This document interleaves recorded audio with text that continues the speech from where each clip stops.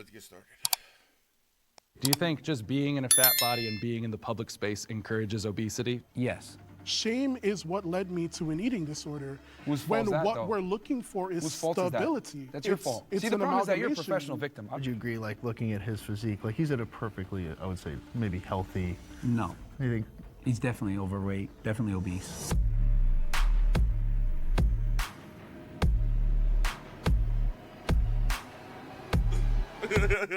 I like how there's like one kind of normal dude. He's like, they said they wanted a fat guy. I guess I'm kind of, you don't count. Go sit down somewhere. Go sit down somewhere. You don't count. My name's John. I host the Radical Empathy podcast. I used to direct episodes of Middle Ground, but I'll now be moderating today's discussion between jacked men and fat men. Our first prompt is, I have felt disgusted looking at a fat body. Can our agreeers please step forward? Ooh, I agree. I've been disgusted by my own body. Whoever feels compelled to start us off. Well, it's unacceptable to be fat. Okay. That's a great start. I mean, I know why you say that, but it's one of those things where, do you know why you're saying that? Yes, because I've been fat before and I lost the weight.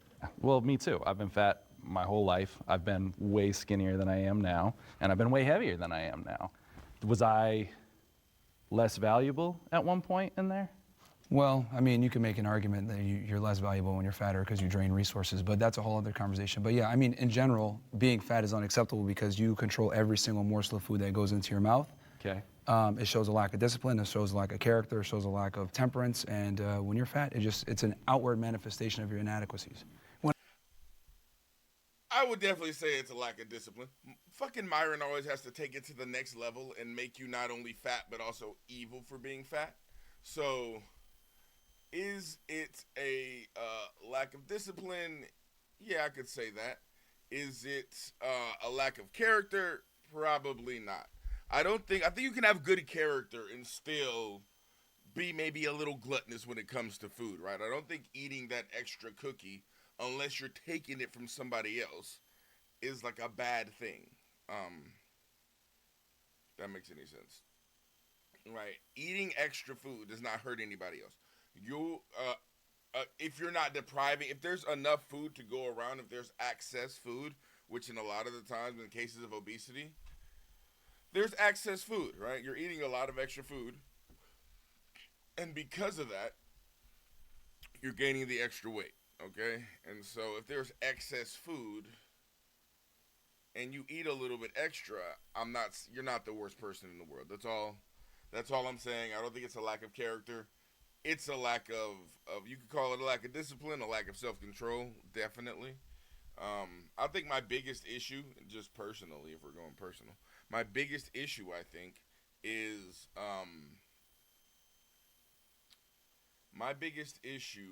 the right now pleasure, right?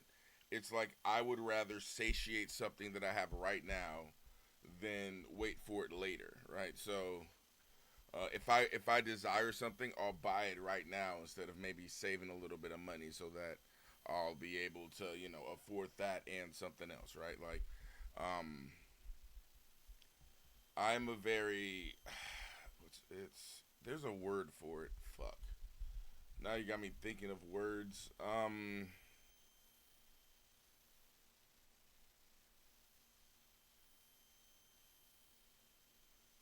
Impulse. I'm very much an impulse kind of guy. So, like, if I want to do something right now, I'm going to do it. Kind of deal. When I see somebody who's 500 or 600 pounds, all I can think of is, why do they care so little about their health that they can do this, allow themselves to gain that much weight? What percentage of the population is 500 or 600 pounds? I'm almost at 4, and I feel like I'm at like a level where I'm not happy at all. Who's getting 100 pounds heavier than me? Knowing it's taken 20, 30, 40 years. Excuse me. Who's getting 100 pounds more than me and not ending up on shows like TLC? Anyway. Off their life. I just can't imagine not wanting to live that badly. I understand that. No, it's I've definitely felt disgusted looking at my own body and looking at other fat bodies in my life. This A lot dude's of the the best disgust looking I dude felt here, looking at though. people was me feeling disgusted with myself and then projecting that feeling onto other people. And I don't think anyone on either side will disagree that health is important. I know that my own mental health was way worse when I was spending every fixate of my life trying to get smaller and trying to be thinner.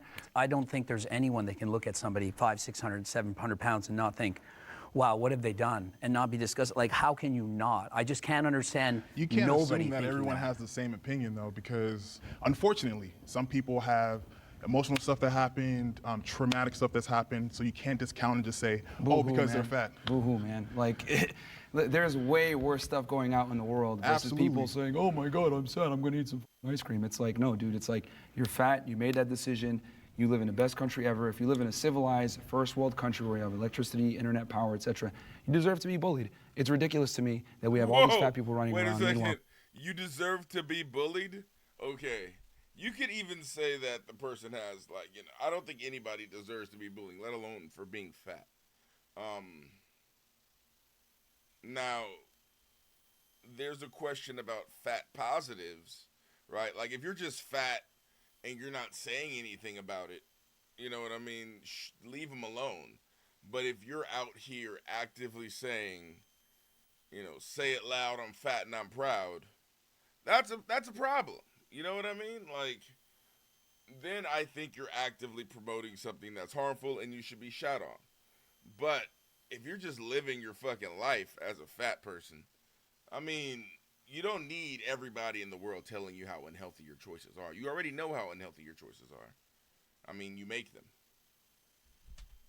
people are being bombed in Gaza, it's ridiculous. We are so privileged here in the United States and in the West in general. When I see a fat person, I'm like, wow, you got the gift of life, you got the gift of being in a developed country, and you're a fat POS talking about body positivity on TikTok? What the hell is going on But now you're here? segmenting, though, because not everyone thinks like that. What do you No, we call need it? to bring shaming back.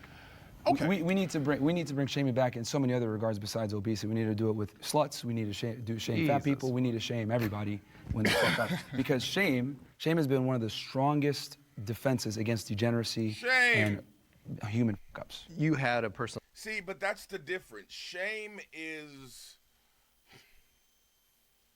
I guess shame is something that you get from like the community, but it's more something that you get from people who you hold in high esteem, right?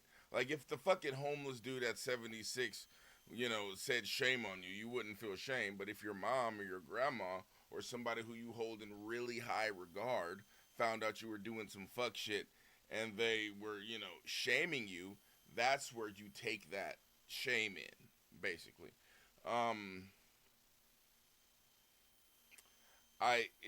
It's weird. You know what I mean? I think like you can get like a sense of social shame, but that more comes from a large amount of people. And if we're talking about statistics, I believe there's more overweight people than there are not obese people in America. I think we're a country of mostly fat. I think the skinny is the minority now. Unfortunately, it's an unfortunate thing, but I think that is the case. Actually, we can look that up. Like, it's obese. Or what percentage?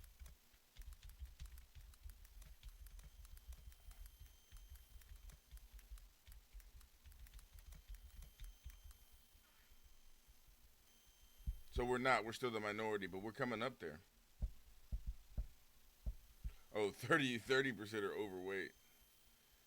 So more than two. No, okay. So 42% are obese, but then there's 30% that are fucking overweight. So that's 72%. 72.7% that are either obese or overweight. Wow.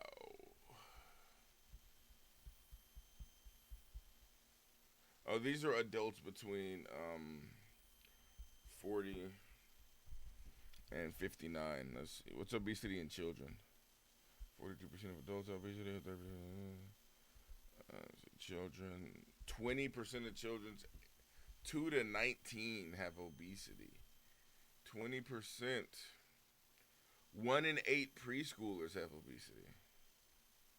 Yeah, man, we saw that sugar documentary. We saw where the effects of that led. And you know what? I really like how, if you look at how my videos are going, you see the sugar documentary, then you see the TLC shit, two of them being my 600 or my 1,000-pound sisters or whatever, Tammy and fucking Hammy, you know what I mean? And then you can see how the sugar, the shit that he was talking about in that first documentary, how it creates a culture of obesity. And now we have TLC where we're like making fun of 1,000-pound sisters, and I'm no better at fucking 400 pounds, right? But I can sit here and look at these big bitches, you know what I'm saying, and then be like, oh, I'm so much better than them because I'm only 400 pounds and not 1,000 pounds. But in actuality, you know, we both need to make changes and decisions and shit like that, you know. But yeah, man, 72% of Americans are either overweight or obese. So we are the majority. Better fucking get in line, you skinny bitches. Personal experience you wanted to share. You said you used to be overweight. Now you're not. Oh yeah, so I did an experiment back in like 2015 where I like bulked for like almost 2 years, and I got up to like 250 pounds, and then I dieted down. It took me about 7 months. I systematically did it, controlled my calories, tracked my macros, tracked my protein, carbs, fats, and systematically lost 1 to 2 pounds per week. So you chose to gain. Yeah, see, that's completely different, okay? Myron is an asshole. He is 100% correct about a lot of things. But like, I don't know, it's almost, it's like a professional athlete being like, oh yeah, I got fat and lost the weight. It's not hard. No, man. Okay? If you start off obese, I think if you're obese or have obesity in childhood, the chances of you getting back into a normal BMI range into adulthood is 2%. 98% of people who are obese in their childhood die with obesity. Okay? And that is because when you are a child, patterns are instilled in you. You know what I mean? That's why, you know how you hear about the, you know, some of the babies who are like left alone, or some of the kids who are like, they say, oh, play fucking like Mozart or shit for your kids, because it'll instill a love of classical music and they'll want to play instruments or something like that, right? Whatever reasons white people give to do that kind of shit.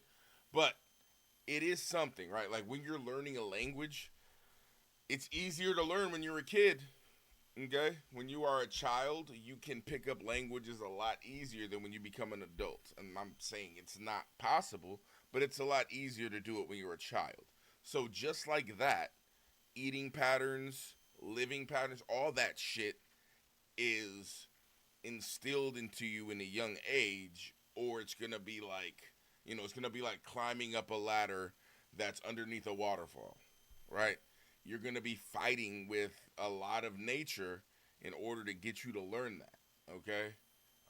You can. It's still possible, but you're going to be fighting with a lot of nature in order to do that. Anyway, yeah. But Myron is saying, like, oh, I got up to 250 pounds and then I lost the weight. He started off skinny, and he did it on purpose, knowing that he was going to lose the weight eventually, right? I bet that's why it took him 2 years to bulk up to that size, because he wanted to gain the weight probably a little more healthily, and he was probably a little bit more muscle than he wants to admit. But there was no way. That's him getting to 250 and losing weight is not the same as somebody who's been hovering between 250 and 300 pounds since they were like 14, okay? And they're trying to get down to weight. That's two completely different things. Systematically lost 1 to 2 pounds per week. So you chose to gain up to 250. Yeah, you were so naturally I've been on all skinny spectrums. beforehand. Like, I'm naturally skinny. Yeah, yeah. And then I was like, all right, I'm going to get fat as an experiment. Yeah. Did it. And then I was like, all right, now I'm going to lose the weight. And then all I did was just track my calories, ate the same food every single day. Yeah. Went to the gym 4 or 5 times a week. And everything was controlled, and it got done. Was it monotonous? Of course. Was it boring? No, Of yeah, course. I agree with you there. I am naturally this way. This is with working out 4 or 5 times That's a week. not true. It's 100% true, can't. bro. Nah, bro. No, Come to the gym with it's me. not. Who is this dude? Again, though, like, look at this dude. Okay, like, if I said some shit like that, I could see you being like, nah, bro. If this dude said some shit like that, or any of the guys in the back, I can see this dude seems fairly normal. Like, he doesn't seem fat. He doesn't seem overweight. He seems fairly normal. He's not a bodybuilder, but he seems fairly normal. That's my point. No, This is me it's not working out. natural at all because at the end of the day, if you don't lose weight, by definition, you're not in a calorie deficit. If you're not in a calorie deficit, then you're gonna either maintain or gain weight, and that's the problem is that people don't track their calories. And that's true, but people burn at their resting metabolic rate a different set of calories. Doesn't matter. Let's not get too granular right now. Ragini, it's going to be one of those episodes, right? Yeah, okay. So you can't, fat guys, listen, it's not a good idea to try to come at it science, because these muscle heads learn the science to gain every inch of muscle that they could possibly gain, right? The fit guys, some of these dudes are like bodybuilders, okay? So they know about metabolic rate. They know all this shit better than you. So don't try to come with your like, oh yeah, maybe I have a thyroid condition, maybe I don't, maybe it's Maybelline. I don't know, okay? Let's bring in the disagreeers and hear from them. Okay, so the reason I disagreed, especially when I heard the statement, I don't think I'll ever look at somebody based on their situation and think that I'm disgusted. Like, if I see somebody that's a drug addict on the street that's homeless, I'm not disgusted by that. If I see somebody that's incredibly overweight, I'm not disgusted by that. Do I think that there's an opportunity for growth? Do I think they've been put in a disadvantageous position that's probably makes it harder for them? Absolutely. I think I'm kind of an empath, so when I see somebody, I know that there's things underlying, and one of my best friends is 400 plus pounds. I've helped him lose 150, 200 pounds. He's gained it back. And I don't look at him and say, I'm disgusted, but I know how bad he wants it. Bro, look at Myron. Myron is judging the shit out of this guy. Look. He's gained it back. And I don't look at him. He's looking at this dude like, if you're really his friend, you would make sure he fucking loses the weight. You would stay on him and make sure he stays fucking in the gym. Make sure he stays eating the proper things. Like, he's like, bro. Oh, man. Byron is so fucking militant with his life. It's kind of ridiculous. And say, I'm disgusted, but I know how bad he wants it. And just seeing how hard he tries and then reverts, it's almost more tough for me than to be like, oh, that's disgusting, you know? And I think there's plenty of people that look at me and say, that's disgusting. I never want to look like that. So, like, I know what it feels like on the other side to, like, look the way I do and get people look at me like, ugh, that's gross to, like, have that muscle. And to go back to that point, like, you came from a fit place and, like, deciding to bulk, like, that's a conscientious decision to gain weight. Like you already have those habit routines and skills in order to stay in shape, and then you use those same skills you had to pull back on the calories and knowledge you had. The reason why I use that example is that you can get fat and lose the weight if you know what you're doing and you have the knowledge and everything else like that. It's just about consistency over time. So it's like, I look at it like... let me cut you off, because here's one thing that you just said. Yeah. Okay. I already don't fuck with Tevin. Tevin? Nigga, what? Is it Tevin? Nigga, what? Tevin. I'm calling you Tevin. It's spelled Kevin but with a T. All right, Tevin. So I already don't fuck with it. Just because the whole, like, I feel like you're giving off the black, gay, fat, positive vibe. I could be wrong. Maybe Tevin is going to start spitting. I doubt it. You had the tools. So there's people that don't have the tools that you've passed judgment on, and you can get the tools online easier than anything. There are tons of free YouTube videos about how to fucking lose weight, how to burn calories, there are like workouts you can do at home with no fucking weights. Like if you can use YouTube, if you can type with your fingers, you have tools at your disposal. Or well, I guess you have to have internet and maybe a phone or a computer, or a tablet or something. But you have tools at your disposal to learn how to lose weight. Especially nowadays. This is 2024. All that shit is, you can find for free. Tools. So there's people that don't have the tools that you've passed judgment on, and you have failed to realize that with the tools, people are very much capable of achieving amazing things. But okay, let's talk about if they don't have tools. Well, you cut me off before, remember? And I stood over there and I listened to you, and I was like, it's a ton of bullshit too. Oh, sure. But we're gonna address this, right? Yeah. You are passing judgment on people who lack the tools to do what it is that they need to do to get themselves to a certain point of health. There are multitudes of factors that weighs into what goes on with somebody's body. There are people that even if they work out, losing the weight does not come as simple as just going to the gym, cutting calories, watching everything that you eat. There are some people that have a disposition. I have a disposition. But does that mean that I'm not active? Does that mean that I'm not doing certain things? No, it doesn't. But you're passing. What is the medical term? Is that a medical thing? I honestly don't know. You have a medical disposition for being overweight. I understand being a little larger, okay? But saying, like, if you cut calories and exercise, you're not going to lose weight. No, you might lose weight at a different pace than other people, but you would still lose weight just in terms of the law of thermodynamics. If you're eating at a calorie deficit, if you're burning more calories than you're eating, then you're going to lose weight, period. Now, you know, people can have thyroid issues, there are certain medical things that can go on, but that's not a disposition. That's a specific medical condition. I have this, my doctor, prescribed, or, my doctor diagnosed me with this, so that so now I'm not able to exercise, or I have to take this medication that makes me gain weight, or whatever that situation may be, right? That's not just a random, some people have dispositions. Yeah, bro, that sounds like a lot of cope to me, homie. Sounds like a lot of bullshit, Tevin. Judgment on somebody's body that you know nothing about. Now, on the flip side, what if I turned around and I did the same thing to you? You're talking about how fit and stuff that you are, but you're over there and you're smallest compared to these other guys. So how does Asian dude is kind of around the same. Maybe the Asian dude has a little definition, but yeah. The two white dudes got both of them. The two white dudes are bigger than these two dudes put together. But that doesn't mean anything. It's like, look at you, bro. You're literally talking about, you're small as fuck compared to those guys, bro. You're big as fuck compared to everybody. He's literally like the black version of Big Gay Al. He's like if Chef and Big Gay Al had a fucking baby. It's Tevin. If someone comes, because you said know, shame, right? That's a little. You said shame, right? Yeah. So how does that feel if someone comes up and they start shaming you for size? Like, come on, it goes both ways. We're just in the first So, prompt. We got to be here's the careful thing. about targeting each other too directly.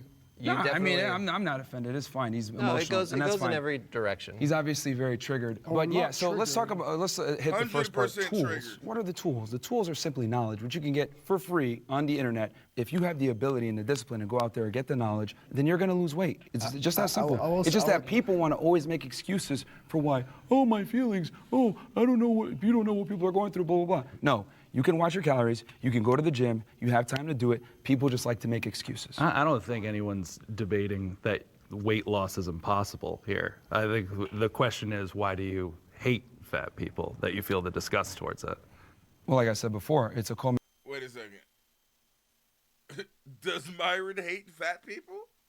I don't think Myron hates fat people. I think he just sees fat as a shortcoming in people. I don't think he's like literally, fuck those fat people. Rah. I don't want to see them ever in my face. Maybe I'm wrong, but I'll let Myron respond to that, but Jesus.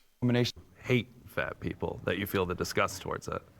Well, like I said before, it's a culmination of a bunch of bad decisions. I'm not going to go ahead and give the same level of respect to someone who's a fat ass to someone that has worked really hard and diligently on their physique, because your body's outward manifestations, There's more other decisions, factors to a your human consistency. being than their body.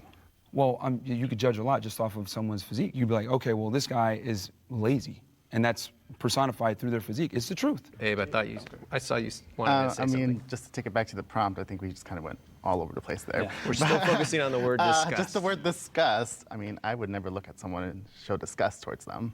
I mean, I think I would respect, like you said. I mean, you don't respect everyone, like you said, but I think Respect is earned. I mean, it is earned, but I mean, I think at a humane level, we can learn to appreciate each other's differences. Okay, I think Myron is giving a basic level of respect. Like when you're talking about the human level, but what he's saying is he's not going to. No, I don't know. I don't know what he means by respect. He can just disrespect the shit out of the fat people. Yeah, that's not a good. He doesn't deserve the same amount of respect. I understand what he's saying, right? This person who is in shape didn't succumb. Like everybody thinks cupcakes are delicious, right? Like this dude that's in shape decided not to eat the cupcakes, decided that he wanted to work out, decided that he made all the correct choices. He had the discipline to exercise. He had the discipline to work out. They're both entitled to a basic human level of respect. I don't think Myron is disagreeing with that. And I think that's where these guys are trying to phrase it, because it sounds like it when Myron is like, he deserves respect more than him. It sounds like you're doing second class and first class citizenship. But what I think, if I'm being ultra charitable, he's saying that people who exercise hold themselves to a higher standard, right? It's not acceptable for them to fucking be fat and be lazy, so they're going to exercise, they're going to eat properly, they're going to take care of themselves, right? That makes them more effective as a person, right? Let's say, I don't know, if we're talking like, just like a construction worker, you know what I mean? The person that's fucking in shape versus the person that's fat can get more done as a construction worker than, not. I mean, when you're going into other trades that are less physical, I don't know. I'm not sure where it comes there. But I can understand where he's saying that there's a higher level of there has to be a better word than respect. Because it sounds like you're not respecting the fat guy at all, which I don't think Myron is saying. I think Myron is just saying that he's not going to hold him to the same level as the guy who holds himself to a higher standard, right? I don't know. Yeah, I don't know if like disgust would be the right word, right? I know. Greg mentioned some health implications with being overweight or obese. Yeah. I think being concerned might be a better. That's the word I was going to go better for. word. Like But I can show concern for someone. But I don't think that they're concerned either, because, like, I'm not walking around concerned about random people I don't care about. You physically don't like looking at fat people, okay? You guys, it's just kind of a fact of the situation, okay? That's sort of the reason why you're kind of like, it's not really respect kind of thing. It's more of a, like, you guys don't like seeing, it's more like concern. I don't think you're concerned, though, right? Unless you're like Mother Teresa and you're just fucking worried about every motherfucker out here,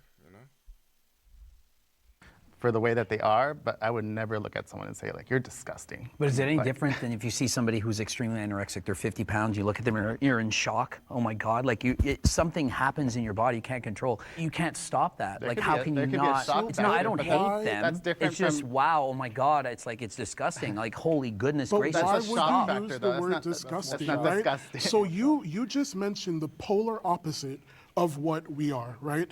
But why would you look at them and be disgusted versus concerned? That is a very specific word, and it has very specific connotations behind it. And when it's used, it's somewhat weaponized as well. Because you weaponize disgusting, I'm going to continue to eat my fucking donuts. Is that what you're trying to say? Like, I don't get it. It's, I can say I'm disgusted when I see myself in the mirror sometimes, bro. Coming out the shower, not to get too personal on this YouTube video, but coming out the shower, coming out the fucking, you know what I mean? Like, you see yourself overweight and it's not what a human body should look like. But if you pervert yourself into thinking, this is okay, this isn't that bad, this is how it should be, you guys are in the wrong for thinking this isn't beautiful. And then you're like walking around, like, they mentioned before Lizzo, right? Lizzo's issue is not that she's being fat, or not even that she's like comfortable in her body, but she's trying to do things to display her body in the same way a person who's fit would try to display their body, right? And I completely see a difference in that, okay? 100%. right? Like one kind of body takes it's hard to get to that kind of level of in shape fitness, right? To be a model, you know what I mean? To be on billboards, there's like a standard, you know, that you have to have. And then you have another body that's just like a fucking testament to gluttony, you know, mine included, right? Like it's a different kind of thing. But I'm not out here, you know, shirtless on stream talking about ratchet people. Shut up. All right, I'm not doing that anymore. But still, I don't think I was, even when I was doing that, I don't think I was necessarily, maybe I was promoting obesity a little bit. But I think when you have a large enough audience, especially one that, you know, has a lot of kids in it, right? Like, imagine how this dude is raising his kids. You know, they're going to be obese in their fucking adolescence. And then they're going to grow up to be obese adults. And then, you know, we don't know what level that gets to. Will they get to 500 pounds? Will they stay at around, you know, 350, 400 like their pops? Like, what level would they get to, you know? I don't know. Not really fucking with Tevin so far. We're 10 minutes in. Well, I don't think we can help how we feel. I don't think I can choose like, oh, I just am not. It would be sitting here and lying. I'm not going to sit here and lie. I'm always going to be honest with people. I'm disgusted. This is just how I feel. The thing is, when you see a fat person, the reason why it's disgusting and the reason why there's so much pushback on this whole body positivity and people make fun of Lizzo, rightfully so, by the way, is because it's unattractive, it's unhealthy. Until we had this woke era, they used to put like models and attractive people on the cover of magazines that were in shape. Why? So that people can aspire to look like that. And it's healthy and it looks better in general. You look good, feel good. But when you're fat, it says a lot about you. People aren't going to sit there and be like, let me see if he's a good person. No, they're just going to assume that you're lazy, which you are, by the way, when you're fat, and you don't have discipline, which you are, by the way. So they're just going to assume off of what they see. That's the The which you are, by the way, really triggered the fuck out of these guys. I just see it as the truth. Yeah, I know I'm lazy. I know that for a fact. There's no question. I work, I come home, I instantly stream. You know what I mean? Like, there's no, you know, I decide not to get up extra early and exercise. Because that's, a lot of these people have the same kind of schedule I do. They fucking, you know, work, then have their hobby, and then they fucking go to bed, right? But then they also get up extra early and do that little bit of exercise in front of that, you know? They take that little bit of extra time to, like, prep their fucking breakfast and their lunch for the day, you know? Yeah. Love how you just you stated a shit ton of assumptions. You didn't state not one fact. You just stated assumptions. I want What? Okay, what fact did he not state? to move on to the next prompt. No! What did he not state? Can we continue? So you look good, feel good. But when you're fat, it says a lot about you. People aren't going to sit there and be like, let me see if he's a good person. No, they're just going to assume that you're lazy, which you are, by the way, when you're fat, and you don't have discipline, which you are, by the way. So they're just going to assume off of what they see. That's the world. See, he said other people are going to assume that about you, but he also confirmed that that's also, he didn't assume, he said that's the case. By he's saying which you are, by the way, at the very end of it. So you can't just say, oh, that was a lot of assumptions. No, that was, you know, he was dropping facts. I'm not sitting here just agreeing with Myron to agree with him, but he's right when he's right. I love how you just you stated a shit ton of assumptions. You didn't state not one fact. You just stated assumptions. I want to move on to the next prompt, but we're definitely... Can I say one thing? Just one question. Yeah. Like, let's say you knew he used to be 600 pounds, and how much do you weigh now? I'm 384. And now he's 384. Do you see him as less disgusting knowing he's lost 220 pounds? No, that's fantastic. I think yes. There's still work to be done. But here's the thing, like I said before, unfortunately, human beings judge a book by its cover. It's just the world that we live in. Fat people that, you know, identify as 97 genders, whatever, they expect us to change our worldview for them, and that's just not how the world works. Like, it's been that way, it's always going to be that way. Worldview? That's I think what I don't get. It's just the world that we're in, like, people are going to, yeah, it's different, yeah, my bad. Now, let's reset. Jacked men are more attractive than fat men. Will the agreeers please step forward? How come there's 4 guys over there? All right, so we're living in a bizarro world where people don't see the truth. Like, how is it possible that they're thinking, no, being obese and unhealthy is more attractive than being fit and healthy? How is this possible? This dude Greg is like, really? Greg would have been the biggest asshole here if it wasn't for Myron.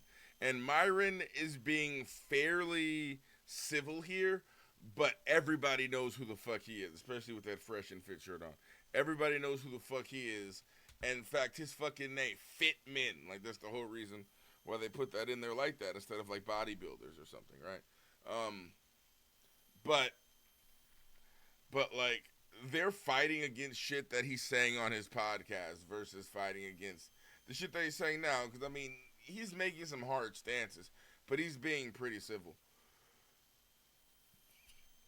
And he's still hated a lot more than fucking Greg, who's like, I feel like Greg is really trying to come after them. Like, why are there 4 people over there? You know, shit like that, right? Being obese and unhealthy is more attractive than being fit and healthy. How is this possible? Actually, you know what? This is precisely why a majority of women find a majority of men as unattractive. Because a lot of guys think this way, oh, I just be a nice guy and girls are gonna like me. No, they're not. She's not gonna suck your dick with the same veracity when you're a fat f- as when you're in shape. She's just not. See, people don't understand that women are aroused by one thing and they're attracted by another thing. Women are attracted to, you know, a guy that's confident, ambitious, makes money, etc. Of course, right? But they're aroused by guys that have asshole tendencies, dark triad traits, etc., and guys that are physically in shape. So if you want to get the best of your woman, where she respects and admires you, while simultaneously being aroused by you, so she doesn't cheat on you, you need to have it all. You're saying that's true for all women? What the fuck are dark triad traits? Did he say that? Is this like some weird Illuminati shit? It sounds like he's about to fight Jackie Chan in Jackie Chan Adventures.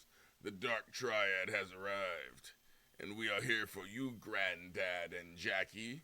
Another thing, women are attracted to, you know, a guy that's confident, ambitious, makes money, etc. Of course, right? But they're aroused by guys that have asshole tendencies, dark triad traits, etc. Dark triad traits. What the fuck is like genocide is a dark triad trait? Show them. And then you just see fucking Israel just damn it, there's nobody here to stop me. Fine. And guys that are physically in shape. So if you want to get the best of your woman, where she respects and admires you, while simultaneously being aroused by you, so she doesn't cheat on you, you need to have it all. You're saying that's true for all women? A majority, a staggering majority of women. There might be 1% of the world that there's something wrong with them that might think that, yeah, you're 600 pounds, it's so hot, I love that, but... Yeah. The hot girls that you actually want, they exercise their hypergamy to the highest degree, and they want guys that are fit and have their money together, have their life together. You're looking at me like you want to say something. Yeah, because the question was, are Jack men more attractive? We all walked over. Are we more attracted to Jack men?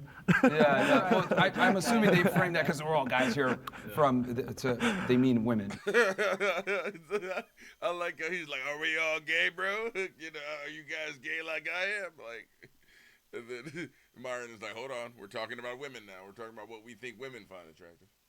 Well, men can be attracted to men. If I had mean, to we're just switch saying. teams, I'm going with the Jack guy.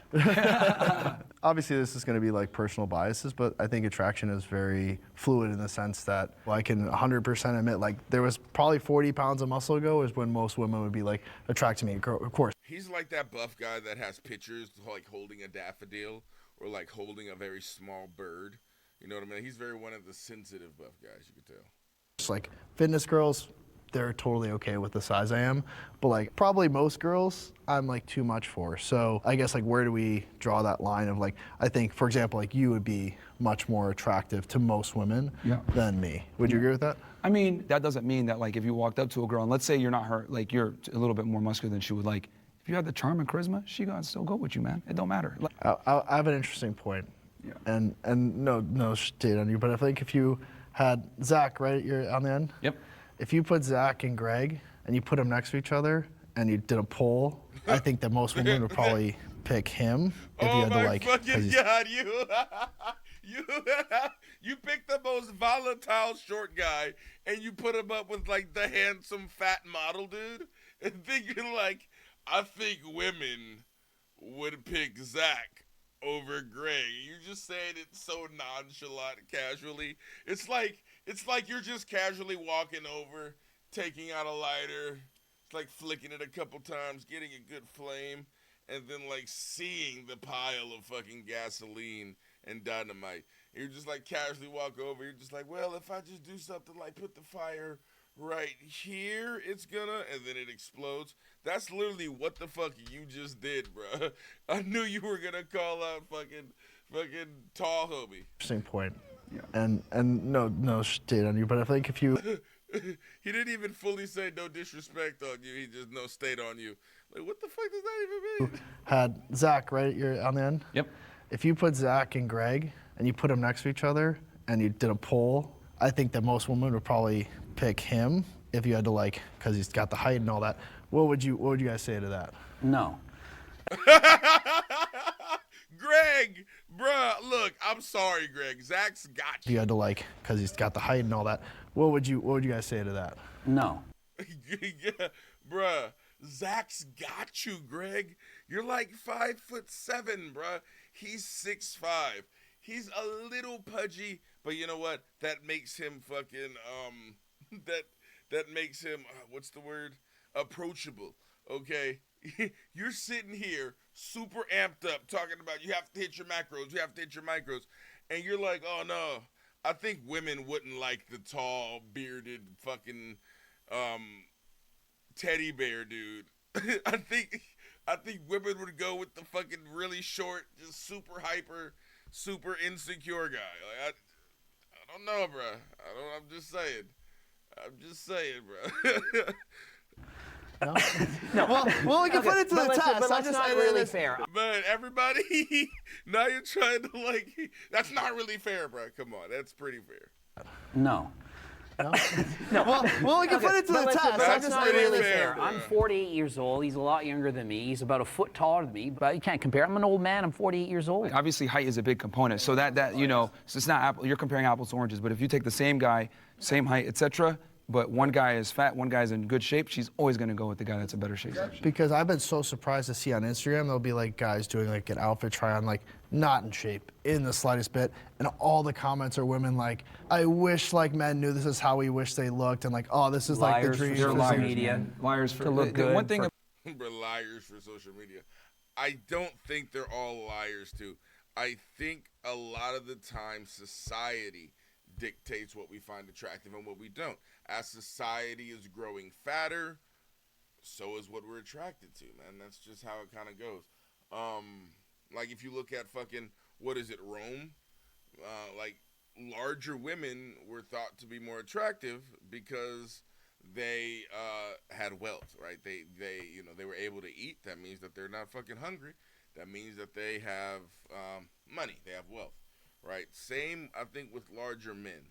But like I said, beauty standards change dependent on, what kind of culture that you're in. So again, as the population is skewing bigger, so is what we like skewing a little bigger, I would say. Now, is some of this shit a little bit of cope, right? Maybe. But I do think a lot of the times as we skew larger or society, however society moves, we tend to like that. You know what I mean? And it comes with, in terms of sexuality. You can never believe what women say, man. You believe how they behave, not what they say. That's a different episode. That's all right. Bring it on in. Yeah. I disagreed mostly just with the blanket statement because attraction is so subjective. I am a big and tall model by trade. That's what I do. I model clothing brands. Look at this. You picked Greg's little ass to go up against the big and tall model as a short, buff, fucking insecure dude. Like, come on. I've modeled with major fashion houses. I've been on the covers of magazines. You mentioned before dad bod comments and whatnot on social media. I was flabbergasted when I started how many people were commenting and DMing me and talking about how attractive I was. That it just kind of, I don't know, showed me that attraction is a lot more subjective than I thought, and people have a much wider range of what they find attractive than specifically a body type. Is being jacked the most important? I think they purposely picked the extra attractive dude in order to be like they picked like the sexiest big dude they could find. They were like, we got to pick somebody that's hotter than all the fucking buff dudes, and they did. And they're like, all right, let's watch the buff dudes try to cope and say why this guy isn't as attractive as them. Like, that was a purposeful Jubilee decision, I feel like. What's up, Alceus? How you doing, man? Ooh, what'd you think about the video? What did you think?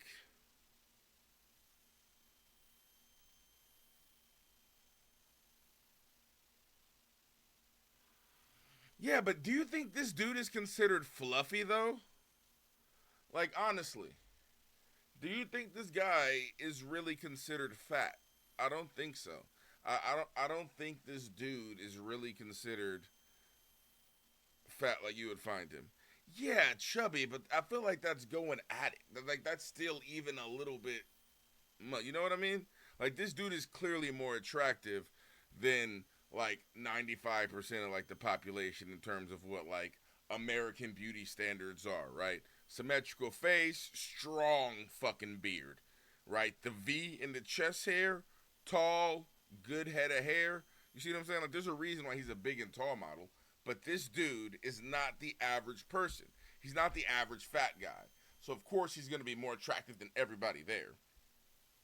If you get a big and tall model and then 3 other fat bitches, she's gonna look a lot better than those other fucking fat bitches that are there. Because even though they're big and tall models or whatever, they still keep a significant amount of, they still do exercise. They have to keep their body at a certain level still, even though they're a big and tall model. It's not like they can just be as fat as they want. Trait for being attractive. I'd argue for guys, it'd probably be otherwise, right? I think height would be a very money, height, fame. Like what can you bring to the table? The number one thing is status. By far, status. People also go after what they think they can get. So if this guy is 6'5" and extremely attractive, and it's like, well, I can't get that guy. I'm attracted to the 10 on 10 supermodel, but I'm not going to get her, so I'll be happy with the 9.9 on 10. Just to be clear, are we speaking about women being? Like, if you can get a 9.9 out of 10, you can get a 10 out of 10. I don't understand what. Like, if you get a 9.9, you can get a 10. It's not that much difference.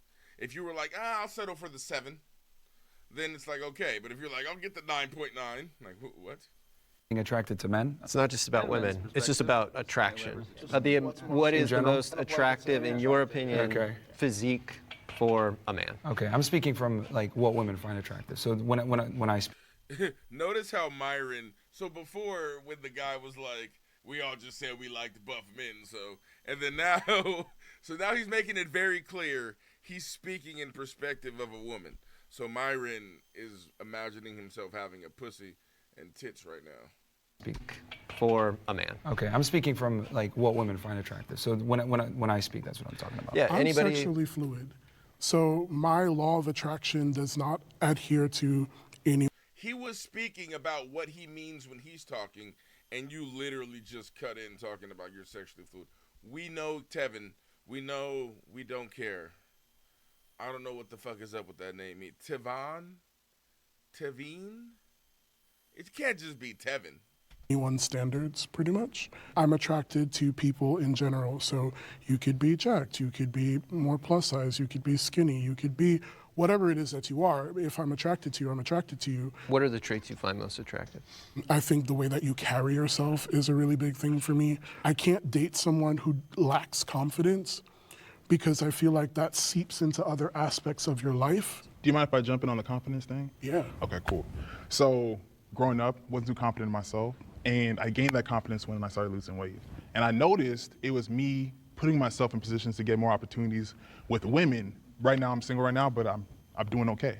But the confidence came from me losing weight. So I do agree that it's a subjective kind of standpoint, but socially, I understand that physically fit men, that's just like what everyone's liking. It's like I don't think it's as subjective as guys are trying to say. Attraction isn't a choice, and there are hardwired traits that women look for in men. And what I've come to realize is that what women put out there as what they find attractive are politically correct things. Oh, he has a dad bod. He's nice. He's a good guy. The reality is that women don't respond well and favorably to these men. There's a reason why nice guys finish last is a thing. It's because when you're too nice and you kind of bend to her will, etc., girls aren't aroused by that. Girls don't want to say what they're really aroused by. Guys that are able to stand up to them. Guys.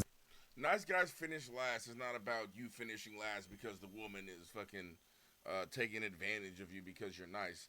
Nice guys finish last is more because there are always going to be guys that aren't nice and they're going to take advantage of that, right? Like, if you don't cheat and there's like a way to cheat, somebody else will. Okay, and then you're gonna be behind. You know, that's what nice guys finish last really is. It's not about, oh, the woman is gonna take advantage of you.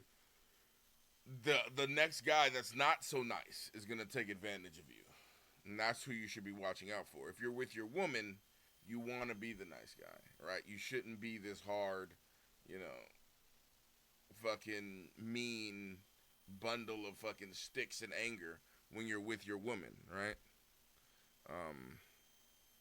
Yeah.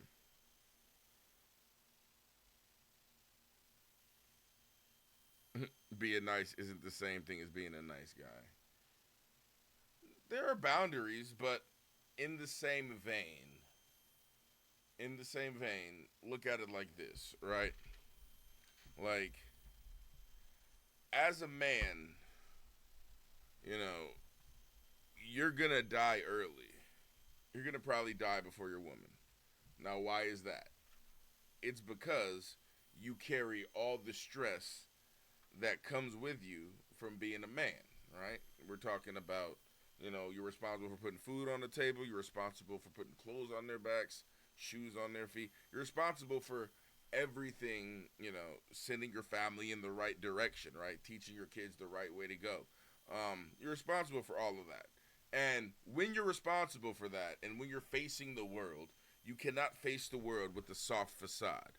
You cannot go and face a fucking, you know, a lion or a tiger with a, you know, a weak handshake, you know what I mean?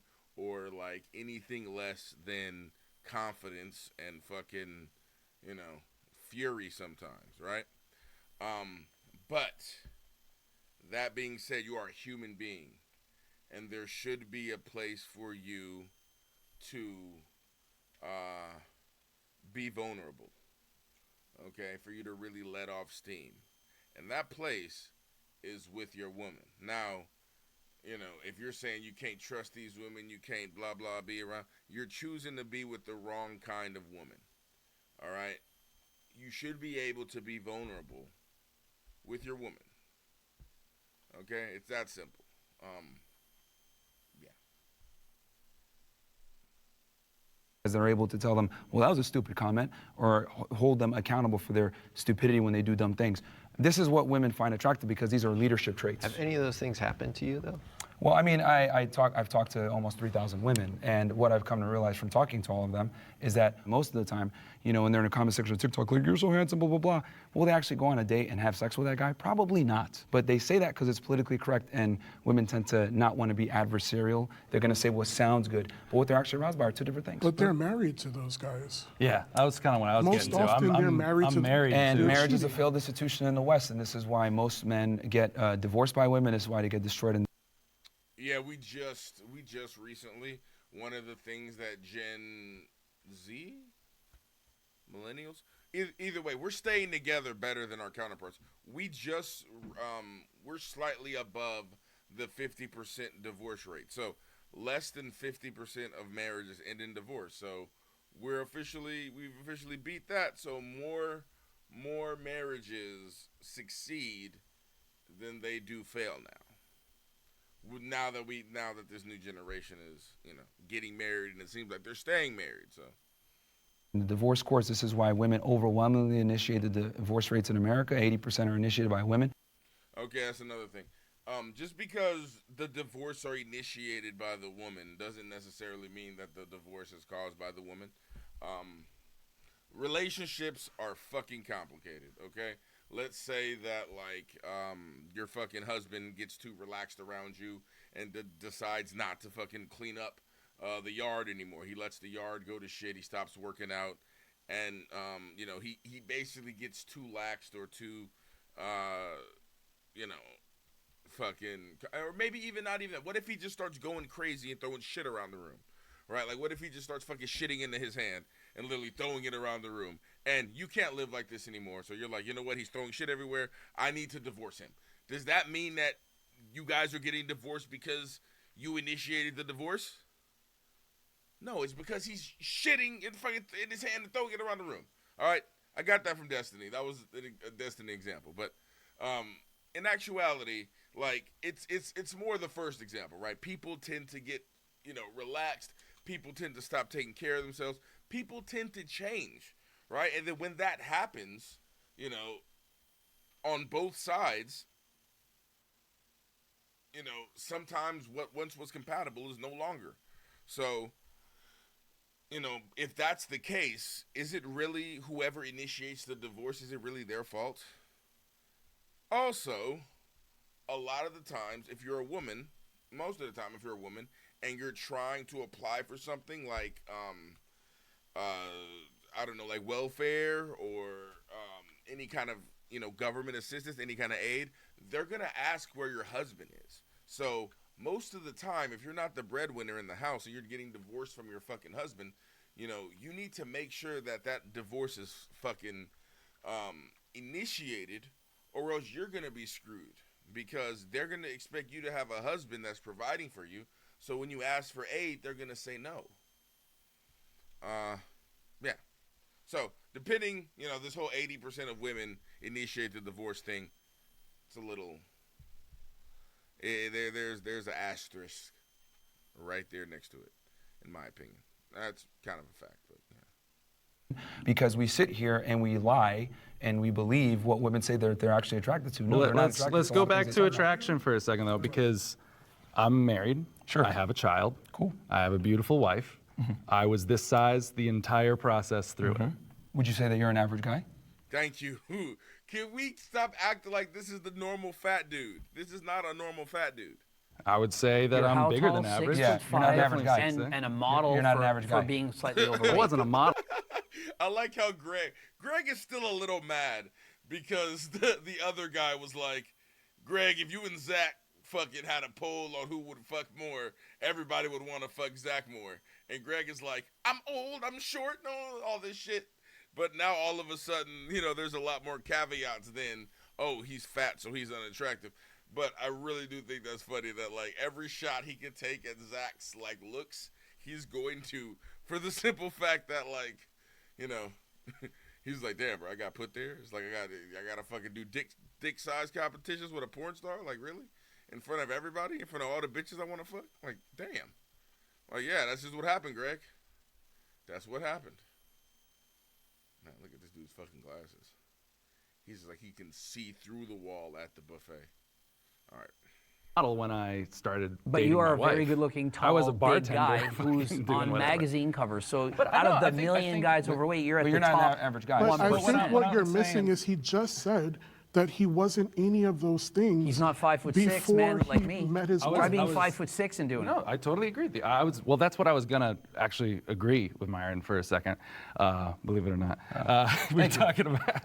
You mentioned status, and then a lot of people other mentioned confidence. So you even put it in your own pecking order ahead of being jacked or being physically status for sure. attractive. Wouldn't you say that matters more? Confidence, how you carry yourself, how you do it. yeah. I mean, the prompt was simply, is it either you're Oh, yeah. jacked Yeah. or And are you fat? I'm not What's going to more argue attractive? the fact that our society definitely finds jack guys more attractive. But I disagreed with the statement because it was a blanket statement that I have found untrue in my own life. Do all of you feel like you'd be more or less attractive, let's say 50 pounds lighter than you are, and simply like just body fat? I think so. Yeah. Yeah. Something that I struggled with for a while is, Here comes the coke. in me losing weight, am I still going to be able to book the jobs that I book?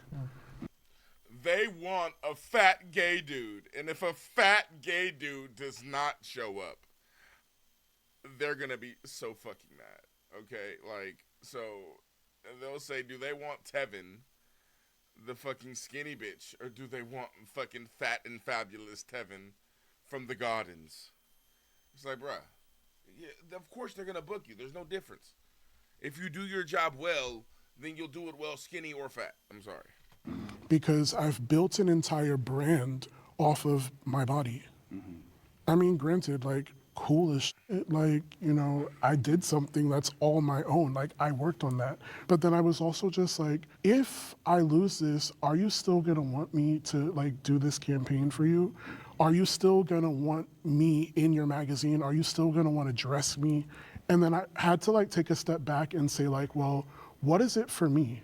Did we ever say what he does Because I feel like if he was also a model or something like that, he would have said it. What kind of campaigns are you running, bruh, where you have to be fat, black, and gay?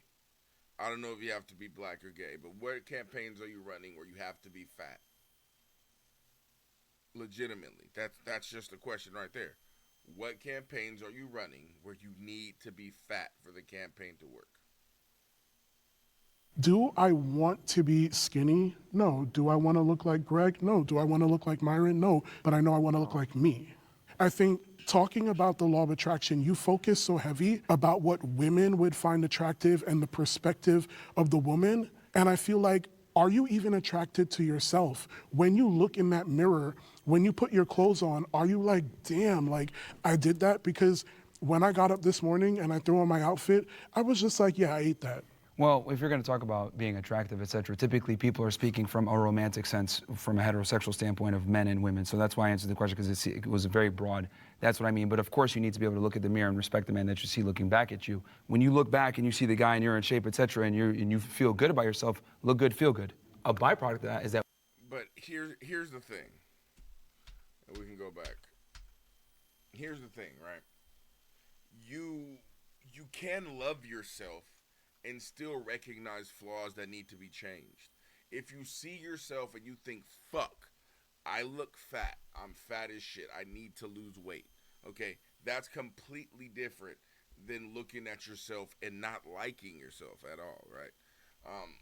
You can like yourself, you can love yourself, you can say that you are perfect, you are enough, all of that, and still say, I need to lose weight for my health, or I need to lose weight, you know, in general. You can still do that. That's not loving yourself, isn't accepting yourself as you are. Loving yourself is accepting yourself and continually trying to better yourself. That's all I wanted to get across. It's like, yeah, I ate that. Well, if you're going to talk about being attractive, et cetera, typically people are speaking from a romantic sense, from a heterosexual standpoint of men and women. So that's why I answered the question, because it was very broad. That's what I mean. But of course, you need to be able to look at the mirror and respect the man that you see looking back at you. When you look back and you see the guy and you're in shape, et cetera, and you feel good about yourself, look good, feel good. But see, even Myron is saying, of course you need to look in the mirror. But if you just said before, if you're overweight, you don't give them respect. A lot of men look up to you. A lot of overweight men who are trying to lose weight look up to you. And a lot of them feel like, oh, if I'm not already skinny, even if I'm working towards it, I don't have respect for myself, which is not the right place to go. That's how you kind of develop a body image issue, right? Again, you need to love yourself, but you also need to, you know, stay healthy, stay active, understand what you need to do in order to be healthy and better yourself and all that. And, you know, that's even more than just, you know, physically. You want to better yourself mentally. You want to better yourself emotionally. You want to be more empathetic. You want to be more understanding. You want to be a better man. You want to be tougher, stronger. All of these things. There are a lot of different ways one can better themselves. It's just, you know, we're talking about one specific way, which is, you know, the body and in shape right now. But continuously better yourself. Even if you are in shape, there are other things you can do. If you're not in shape, that's where you can start. So, you know. And I say that sitting here at like the same size as this homie, like 380. Good. A byproduct of that is that women just tend to find you more attractive. It all works together in tandem. Are you happy with the way you look? Of course, of course. But I had to work to build this physique, and it took many years. I was an athlete in college, I was a Division I athlete. It took many years to be able to do this. So, What'd you play? I rowed in college, crew. Oh, sweet. Rowing, yeah. I like rowing. So I think when fat people look at the mirror and they say, oh, I like that, that's coat, man. No, you don't. They say that to try to bring themselves up, but the reality is most of the time when you're fat, you look in the mirror, you're like, damn, I really let myself go. Not every You're fat like, you know what? person- It's not that much of a priority, so fuck it. Abe didn't get to answer the question going around. Yeah, I was in the same boat as you just because I feel like I don't agree with the blanket statement. Personally, for myself as a gay man, I find myself attractive. I would say like I go for guys like you as well, and I feel like I get a lot of hits. So you've been wanting to tell them that you've wanted to fuck them the whole night, huh? Basically. I would say like I go for guys like you as well. He's like, ooh, I want to fuck you, I want to fuck you, and I want to fuck you. Like those are the kind of guys. It's like, bruh, okay. This is who's that one fucking dude that like kind of got famous for saying human submarines? What was his fucking name?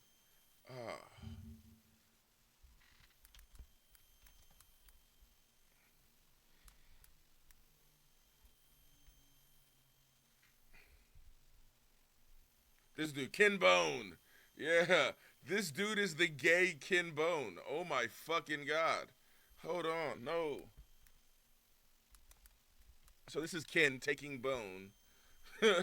This is Ken Bone, and then this is Ken taking Bone. Okay, I like it. I like it. Let's do it.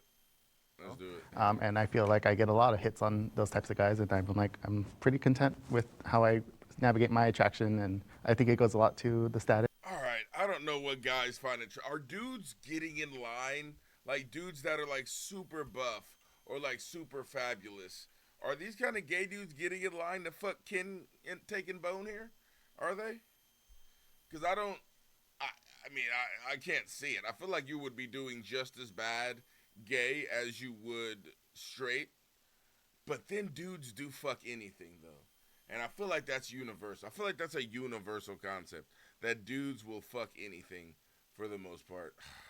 So I guess Ken taking Bone might be able to get by with it. I don't know. Maybe. I can't tell if this is if he's like over exaggerating how much cock he's getting or not, but I don't know. I feel like I've been spending too much time on this subject.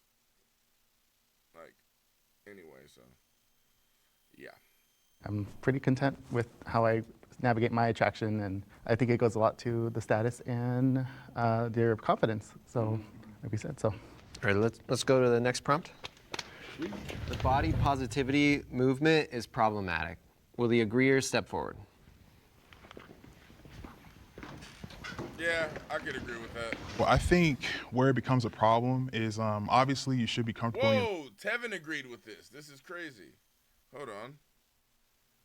Body, and if you genuinely love how you look, great, but you can't ignore your health. Being someone who is overweight, I've been fortunate enough not to have any extreme complications other than like, knee pain and stuff like that. But I know people that, that are my size or bigger, and they have cholesterol problems, heart problems, diabetes. I have none of that. So the body positivity movement becomes a problem when you hide behind this shield of, oh, I should love my body, da-da-da-da. Great, but you have to be healthy too. You can't ignore your vitals. You gotta check yourself on the inside. Yeah, I think the big thing is you have to separate the health implication with you just being confident, right? Like I'm all for people to feel confident in their own skin. I think body positivity movement has been beneficial for plus size people in that regard, right? Because let's say there's a plus size person who's too embarrassed to go to the gym because they feel like they're gonna be judged, whatever it is. But it's because of body positivity. They're like, oh, hey, I see other plus size people in the gym. Maybe I'm gonna give it a try. And all of a sudden they start going, they're like, oh man, I like this, right? And they keep it going. You can argue that without body positivity, maybe that day would have never happened for that person, right? But body positivity turned into you should be okay with going out in public and running, and to you don't need to run, continue to be fat, get fatter, yes, queen. Does that make any sense? Body positivity went from be comfortable in your skin but try to get healthy to, oh, if you want me to lose weight, you're fat phobic. Oh, if your doctor tells you need to lose weight for health issues, your doctor is fat phobic, and if you lose weight for health issues, you're also fat phobic, and you are a problem. Shit like that, right? And maybe they're just crazies on TikTok, and I'm just kind of, picking out, the fucking, the crazy people, which people have done before, but if that's the face of your movement, that's a problem, right? If you are a real body positive person and you saying, I want people to be healthy, but I want them to be comfortable in their skin, then you need to stop the people that are saying you can get as fat as you want with no, health repercussions, okay? And also the one guy that died from eating, he wasn't a body positive guy. He was just some dude that was fat that ate and he died because of it. He has nothing to do with the body positive movement. He was just some guy that ate food and died. Fuck, I can't think of his name, but the last thing he posted was a giant Fruit Loop that he ate. And I'm not talking about Ken in Bone here, or Ken taking Bone here, but I'm talking about a real Fruit Loop. Oh, damn. That was a slur, for sure. All right, anyway. But I think the problematic part really comes down to people extrapolating body positivity, shaming a celebrity like, let's say, Adele, for losing weight, right? That's where I would kind of draw the line there. Well, promoting Lizzo. Making fun of Adele for losing weight, but promoting Lizzo for being a fat ass. Unacceptable. Do we feel, are a lot of people doing that? I think the thing around Lizzo is it's not just the weight, it's the lifestyle. You like see her drinking all the time and partying and not sleeping. There's like so little to do with health. It's not just she's promoting like loving yourself, which I think is great. She's promoting a lifestyle that is unhealthy, like being very overweight, drinking, not sleeping. All of these things are not. But like, when the fuck did becoming a singer means like, okay, now that I have a fan base, I'm gonna show them exactly what I eat, exactly when I sleep, exactly what I do. Every time I drink water, I'm gonna let my fans know so that they know that I'm being healthy. What? No. Okay, you can party and do that kind of shit. The issue with Lizzo is she's actively promoting being fat. She's not doing it implicitly, which I think is kind of fine, right? If you're just living an awesome lifestyle and it causes you to get fat, okay, be fat, okay? Take your pictures, but like she's taking like bikini pictures, like almost fucking like nude pictures to purposely provoke a response because she's showing some shit that normally would be only showed probably by a porn star a lot of the times. But like, it's not her just living an unhealthy lifestyle.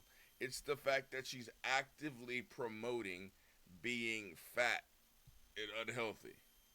That's what the issue is. It's because she's active, not because she is it, not because she's posting pictures, not sleeping and drinking, because she's actually saying this shit out of her mouth. That's the issue.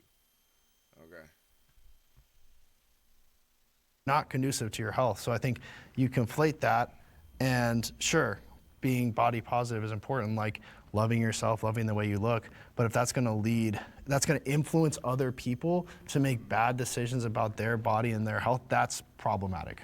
Body positivity is disempowering people. It's making them think that they're healthy at any size, which they're not. And so as soon as you start telling people, hey, just love your body, like Lizzo will literally rub her belly and said, you're giving me all this power as she's eating a burger and she's promoting being obese. By doing this, you're just ruining it for people who actually should think, wait a minute, I can lose weight. I can go to the... You know what, I was on Greg's side for this, but just hearing Greg talk, he's so unlikable that I'm switching sides. Lizzo's okay. Free Lizzo. Give her burgers. Jim, I can eat less. I can do this. Personally, my problem with body positivity isn't necessarily what it stands for, and I feel like there's a misconception because there are those people that they use it to justify fatness and just. I don't even want to say fatness. I want to make it very clear, unhealthiness, because there's someone like me who I wouldn't say I'm necessarily part of the body positive community anymore. Personally, I would say I champion body diversity. Here's the thing, though. You literally just said that you were running campaigns where if you weren't fat, you might not still be able to get work. And by you using any more, I'm guessing that you probably still are very much in the body positivity world, and you probably still are making a good amount of money from the body positivity world, which is why you're coming at this conversation like this. I could be wrong, but that's just what I'm observing. Because it's all encompassing. It's inclusive of what everybody, is doing within their journey. When I expressed the desire to lose weight, another plus size individual that I used to be friends with was just like, well, I don't feel like I can share your content because I'm not sure how my followers are going to perceive this. I think it might be triggering for them and stuff like that. And my response to it was, well, if you're championing body positivity, then what I'm doing should not be a problem, because the entire time that I've been advocating for people that look like me or people who have been othered in any capacity in general is that all bodies are good bodies. What we do with our body is what matters. And so body diversity is important to me because for a guy like you or a guy like the two of you might suffer from body dysmorphia. And that's a very real thing. You might not see yourself for what you really are. And so you're seeking unhealthy habits to achieve a goal. to get where you want to go, like you just got to give it time. Be healthy in it, in all aspects, like mentally, physically. You've got to find the right avenue to do what it is that you need to do for yourself. The body positivity movement is a huge psyop to keep us fatter and stupider. It's all a scam. The reality is that Big Pharma wants money, and they understand that when you're fat, you have more health problems. They understand that you're going to need insulin, you're going to need medication, etc. And they make a bunch of money on us being sick. There is no incentive to actually have you be healthy. So, okay, this is the fucking Keelan. Keelan brought this up before. Was it during our? Is there really that much extra shit? High fructose corn syrup. That's the what. That's the bad one. The high fructose corn syrup. We just use sugar.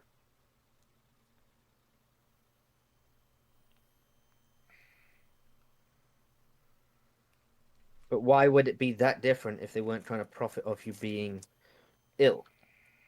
You know, like say the type of ill where you're put on medication for the rest of your life. That medication costs a lot of money. That's a lot of money that they can get out of you over time. Considering there's a fuck ton of you in the fucking US. That fucking healthcare system that you've got is fucking profiting big time off you guys.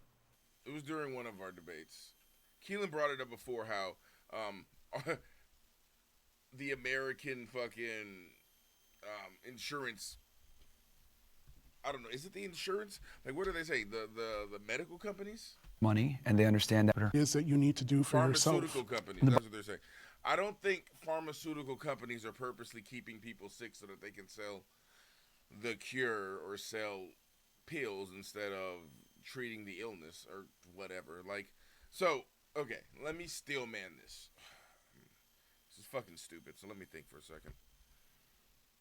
Okay, so the conspiracy theory is that not only the pharmaceutical companies, but this is like a global conspiracy. Well, not global. It's an American conspiracy that all food manufacturers, all fast food companies, they're all part of it, right? Where they're selling us foods that are high in sugar, high in fructose, high in a lot of these things that are bad for us, so that we will develop diabetes and all these adverse symptoms, so that we will then go to the doctors, and the doctors who are also in on it will provide us with medication that is not actually going to cure the underlying issue, but it's going to heal the symptoms a little bit so that we'll continuously buy the medication from them and they can continuously make money from us. I think I still meant that pretty good. So, one, I don't know how hard I don't know if you've ever been a part of one company working with another, but like, it's not an easy thing, especially when even when things are all out in the open for everybody to see. I can't imagine how convoluted and complicated a fucking plot that would fucking take place over the course of hundreds of different companies. Maybe there's a few corporations that owns all the different companies, but again, I don't think the same people that own like the fucking chips in Walmart are the same people that own like fucking McDonald's or whatever, right? What I think is more likely what happened is, and this is from me watching all the videos, go back and watch my video on sugar, but what happened is Nixon started a war on hunger, and what he did was he promoted and advanced processed foods in a way that was never seen before. So what they did was they started processing foods that are, generally low in fiber, high in calories, and easy to digest. And what those foods will do is they get you really fat and make you really unhealthy. And then you throw that with things like high fructose corn syrup, which is basically a poison, and you have a pretty poisoned American population.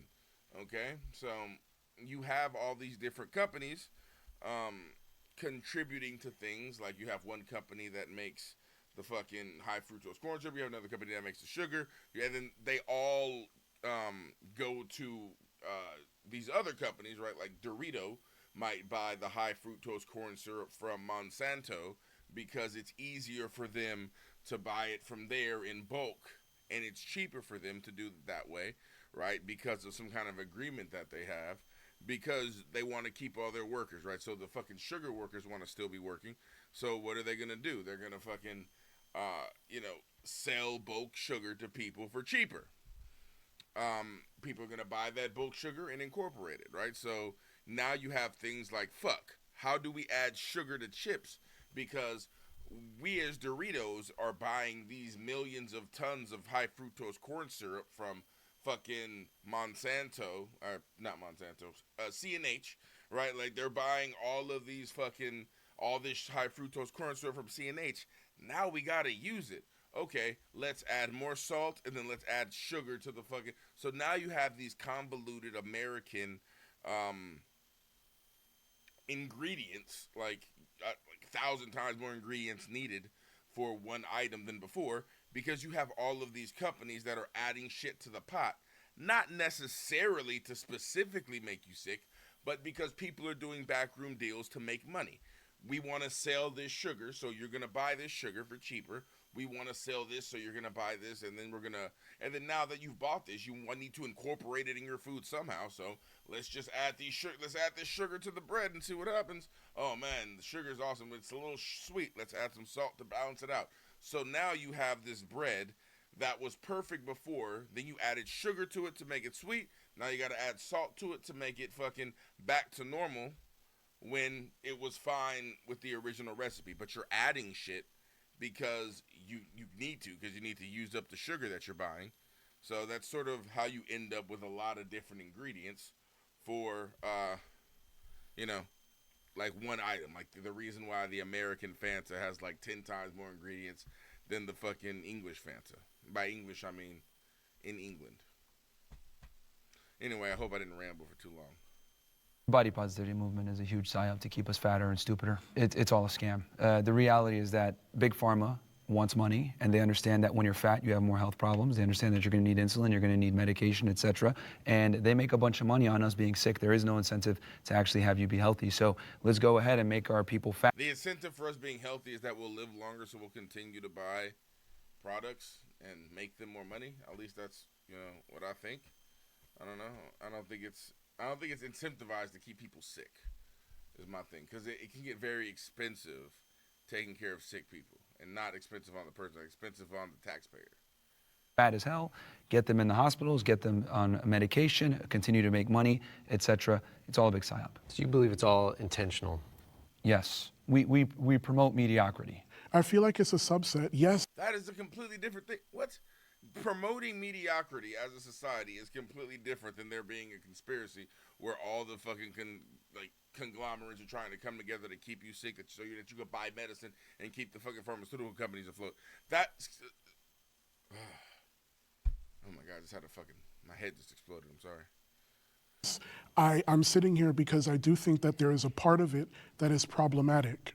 But I think that the problematic part of it is a subset of people that use it as a tool to weaponize whatever it is that they're doing. I think the whole movement is a problem. The body positivity movement in general is a problem. All of it. So you shouldn't. No, the body positivity movement is what it turned into is a problem. Kind of like, I don't want to say kind of like Black Lives Matter, but it's like what you started off is like black people being mad and they want to take a stand and they want to fucking, fight for their rights, and they're mad about what's been going on. Perfect. Then you have assholes that are like turning it into other shit. They're trying to adopt it into like, oh, and then you just have assholes that just want to riot, that just come to the fucking cities, see a protest, and start breaking shit. But then you have like, some of the fucking heads being charged with like financial misappropriation and shit like that. Were they charged with it or just like accused? I don't know. I haven't looked into it. Maybe I should look into it a little more. But I know that's a little bit shady, that whole Black Lives Matter thing. That's coming from me, a black man. But I get behind the sentiment of the movement. It's just like, with everything, it can get corrupted by bad people, Feel positive even about your own, like for you, it's for instance. Damn, BLM just caught a stray out of nowhere. Shout out to me. Well, I think if you haven't earned, here's the thing, being happy and content with yourself, it's not given, it's earned. You have to go out there, work, and then you're going to feel that satisfaction, like, I earned that. That feels So good. at what point do you earn it, though? When you can look back in the mirror and actually, genuinely, not coping, respect the man that you see before you. And the reality is, people are going to realize that you're going to need to achieve a certain physique because you have all these fat people. I love my body. No, you don't. It's a lie. You can respect yourself. You can love yourself and still realize that you need to work on yourself and lose weight. Okay? Yes, you can love yourself and still realize you need to lose weight. I don't understand why you have to, like, I feel like you feel like there's some underlining, like, in order for a fat guy to lose weight, he has to be dissatisfied with how his body looks. And you can be. It's just you can still love yourself. You can still have respect for yourself and be dissatisfied with how you look. I don't know. I keep saying the same thing over and over again. It's getting boring. Dude, you're just coping, you're lying to yourself. And now all these people on Instagram and TikTok with the body positivity movement are lying to themselves. They're not happy where they want to be. They just accept that because they're too lazy to make a change. No, but I genuinely do love my body. Right now, as you are? Yeah. Then why are you going to the And gym? I'll explain to you. Then why are you going to the gym? I will explain it to you. I love everything that my body is capable of doing. I love the fact that at my size, I can do a lot of things that other people smaller than me still cannot do. But you want to lose weight, though. And yeah. Right. Which is good. I want to lose weight because I love my body, but I have one body. Why would I not love it? Yeah. And because I love my But you body understand is that your why body I'm now needs to be looking to changed. make changes. Yeah, right? make changes. But to say that loving your body is BS, no, you make changes, you make healthy changes to yourself because you love yourself. All of that time that Look at Tevin making points. Tevin heard what I said and then went back in time and started fucking saying the shit that I said to Myron. Before I said all the shit that I just said, Tevin had some fucking dumb shit to say about some fucking Yas Queen bullshit. But then he heard what I said, went back in time, and then was like, actually, and then just fucking said what I said, but just like 50% gayer. putting in, the work, the money that I'm spending, that's a labor of love because I love myself enough to know that I want to make some changes to live a better lifestyle in the sense of I can just do a little bit more. All right, let's bring in our disagreeers. Bring in these two dudes. What's up, homie? So it's not a single problem. Oh, no, I'm not saying there's not a single problem. To me, body positivity is more about bodily autonomy. Like you were mentioning wanting to lose weight. My whole thing is like, yeah, it's your body. Do whatever you want with it. I don't think I, as a human being, have a right to tell any of you what to do with your bodies.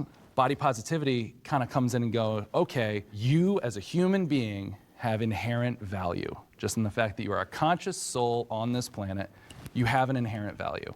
You are within a vessel of your body that you do have control over, but at the same time, you're not less valuable to society or from the standpoint of the soul for what your body looks like. When I'm speaking about body positivity, I'm talking about the over-acceptance and encouragement of being obese. So I personally, again, I'm not super online, have not seen anybody pro-obesity ever. Lizzo. Oh, there's a bunch, dude. She loves herself. Nick Avocado, that it's avocado. No, there's a They big are difference. actively promoting obesity. She's not telling anyone to get fat. She's showing you exactly how to do it and saying, look at my body as I love and saying rub it. It's she's giving me happy. life. And she's like joking around. And And that's also, I the want to whole thing. clarify, see, here's the thing. There's a bunch of fat influencers that pushes body positivity. Wait, I literally thought Lizzo was like promoting, like, I thought she was literally telling people you should be fat. It's okay if you're fat. Like, I thought that was kind of like, maybe not. If she didn't say that, then I agree with what they were saying. But, like, I stop agreeing when she actively promotes being fat. Situation, and a bunch of them are dead now. No one talks about that. That didn't hit mainstream news. So I'm in that space. Yeah. Which influencers are you talking about? Because I'm unaware. I don't recall their names, but there's a couple of them that passed away. They're YouTubers. They used to do these mukbangs where they'd eat a bunch. He's literally thinking of the fucking Blair White fucking video. We saw the Blair White video actually earlier, and he's literally thinking of like the shorts version where basically it's the very beginning where they're like, she's dead, and he's dead, and he died. Like that's what he's thinking of. It's just he didn't take the time to actually look into who they were. And I love the guy. I'm in that space. So who are these people you're talking about? And he's like, oh, I don't know their names. bunch of food on Wait, camera. It's That's totally different. Okay, but that's a They're not a mukbang is a part of our different thing. community. That's Yeah. a completely different thing. We're not saying we're gonna go to a restaurant and pig out just because it's entertaining or anything like that. There are people that they're called gainers, that their whole lifestyle, their fetish and things like that revolves around gaining weight. Yeah. All right, we can't bring feeder and gainers into this when we're just talking about normal people. Okay, that's like being like, oh, the normal person doesn't like to get hit with a belt. You need to be more sensitive because you have people that are into BDSM, okay? And those people enjoy a little bit more rough of a time with leather toys. And it's like, bro, we're not talking about the fucking extremes. A feeder-gainer relationship is where there is a person who is extremely fat. I'm talking about TLC levels of fat. Maybe not always, but generally usually around that weight, like 400 pounds plus. And they have somebody who's usually skinnier, maybe slightly anorexic, and they're continuously feeding this person. Sometimes it could be a man who's fat, sometimes it's a woman who's fat. But either way, they have the person that's feeding and the person that's gaining, right? So you have a feeder-gainer relationship. And you're bringing this shit up like it's normal. This is one of the worst aspects of fat culture, in my personal opinion. But yeah. And I understand that you're saying that that's not a component to the body positivity movement, but you got to understand for the general masses, they're watching that, they're going to attribute it to that. They're not in the niche, they're not a creator, so they're not looking at it like, no, this person's just a gluttonous person. No, they look at everyone who's obese, that's making content about being obese and continuing that lifestyle as a part of the body positivity movement. So, but you can't do that though, because then you're putting people like Nikocado Avocado, you're putting people like, what's that one big bitch thing? A Journey on the Go. You're putting people like that in the same category as, just like like me, right? Just a person who happens to be fat and making YouTube videos. And we are not the same thing. Making content about being obese, they're making content about overeating. Yes, and they which is also encourage an that. eating disorder. Yeah, and they also encourage being fat as well. Do you think just being in a fat body and being in the public space encourages obesity, just flat out? Yes. Greg So didn't take a second to answer that. Just being fat in general and being in public. So we shouldn't be in public then, Greg? Is that what you're saying? You want fat people to be hidden away until they're fucking in shape? Us existing, we're saying, yes. Yay, everyone go gain weight? It absolutely impacts other people to think, well, think of it. You're 6'6", I've never good looking, looked you're at- modeling. I know, but I've it's going to never encourage looked at- other people to, well, hey, look at him. He's So got lots then of... what about... Nobody looks at this dude and thinks he's fat. Like this. Nobody is looking at this dude and the first thing they're thinking is, oh man, this guy's fat. These other dudes, maybe. Like this dude and this dude for sure. The two black dudes at the end, they're definitely carrying more weight on them. This dude looks like Ken Bone. You can barely see his titties through his fucking shirt. Okay? My deal is, you keep pointing at this guy like he is like, man, when they see you, they're going to think it's okay to be fat. I don't consider this guy to be fat whatsoever. If this dude was saying that he's fat, I'm like, bro, you are not. No, pick a different struggle because you're not fat, okay? You're medium. You're mild. Like if we're looking at hot wings, right, and I'm fucking like Buffalo Hot, and you're looking at fucking like the bitches on TLC, like fucking Atomic, okay? You're mild, bro. You're like lemon pepper. Get the fuck out of here, okay? You're not fat. Like barely anything. So I don't even know. He's only in the picture because they wanted somebody more attractive than the buff guys, and these dudes weren't doing it. Ken Bone and fucking Shakala Harris and fucking Big Gay Al. No, they're not doing it, okay? But if you get fucking the model dude, he's shitting on all these guys, all the skinny dudes. And so it's harder for them to argue the point about being more or less attractive when you have a literal model on the other side. All right.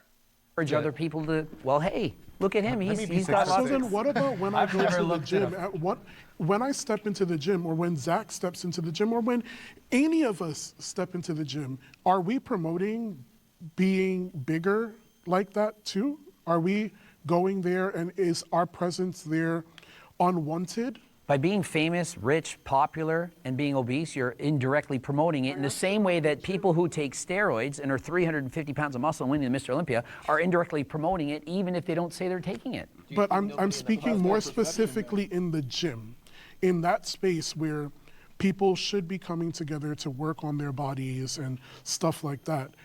If you saw us in the gym, I would be happy and proud and excited, and my whole channel is about helping people who are overweight to lose weight and have realistic expectations. I would never say you have to look like this, you need abs. It's just, let's go halfway there. That's my entire channel, of which I have over 2 million followers. It's all about realistic goals of helping people who are overweight to lose weight. That is what my channel is all about. but we're in public.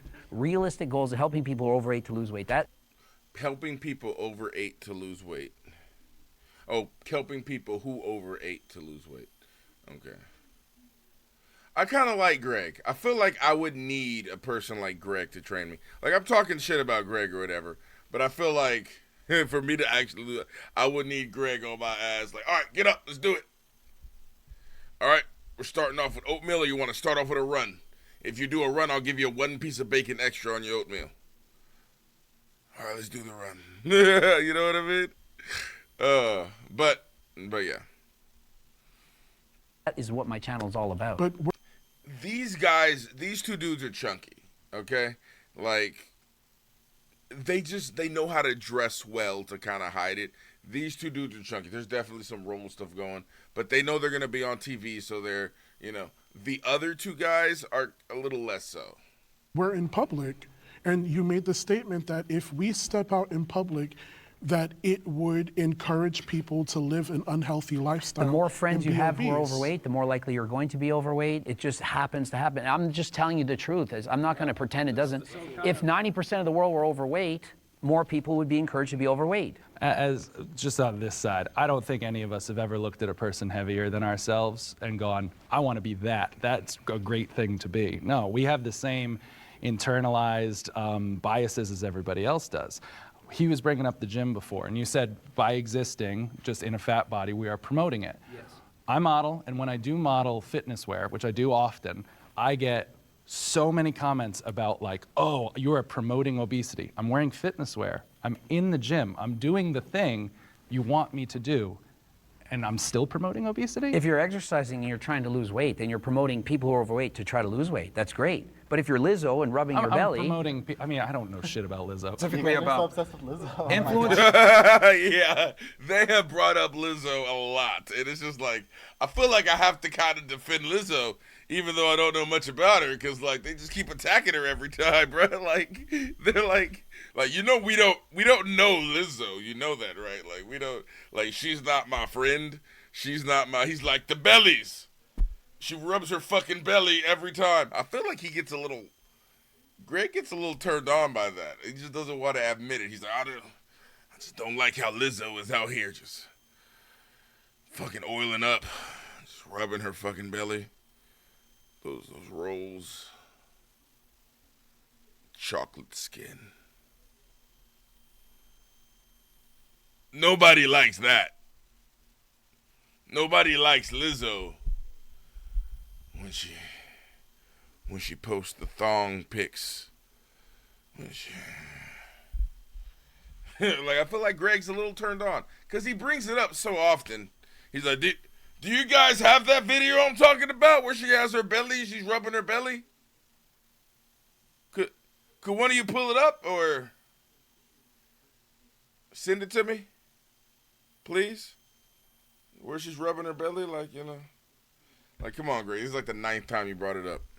Lizzo and rubbing your I'm belly. promoting, I mean, I don't know shit about Lizzo. Specifically so about obsessed with Lizzo. influencers that promote gluttonous, lethargic lifestyles, which a bunch of them do. That's what we're talking about. If you're in the gym and you're fat and you're getting after and you're documenting that, that's fantastic. But the point was body positivity, and you're talking about influencers who promote gluttonous lifestyles. Yes. And that, again, is not body positivity. So that's why The general masses don't have that distinction, though. I do think we have a good read, though, on how each individual sees the body positivity movement. Let's move on to All right, the next next one. prompt is, I am satisfied with my sex life. Agreeers, step forward.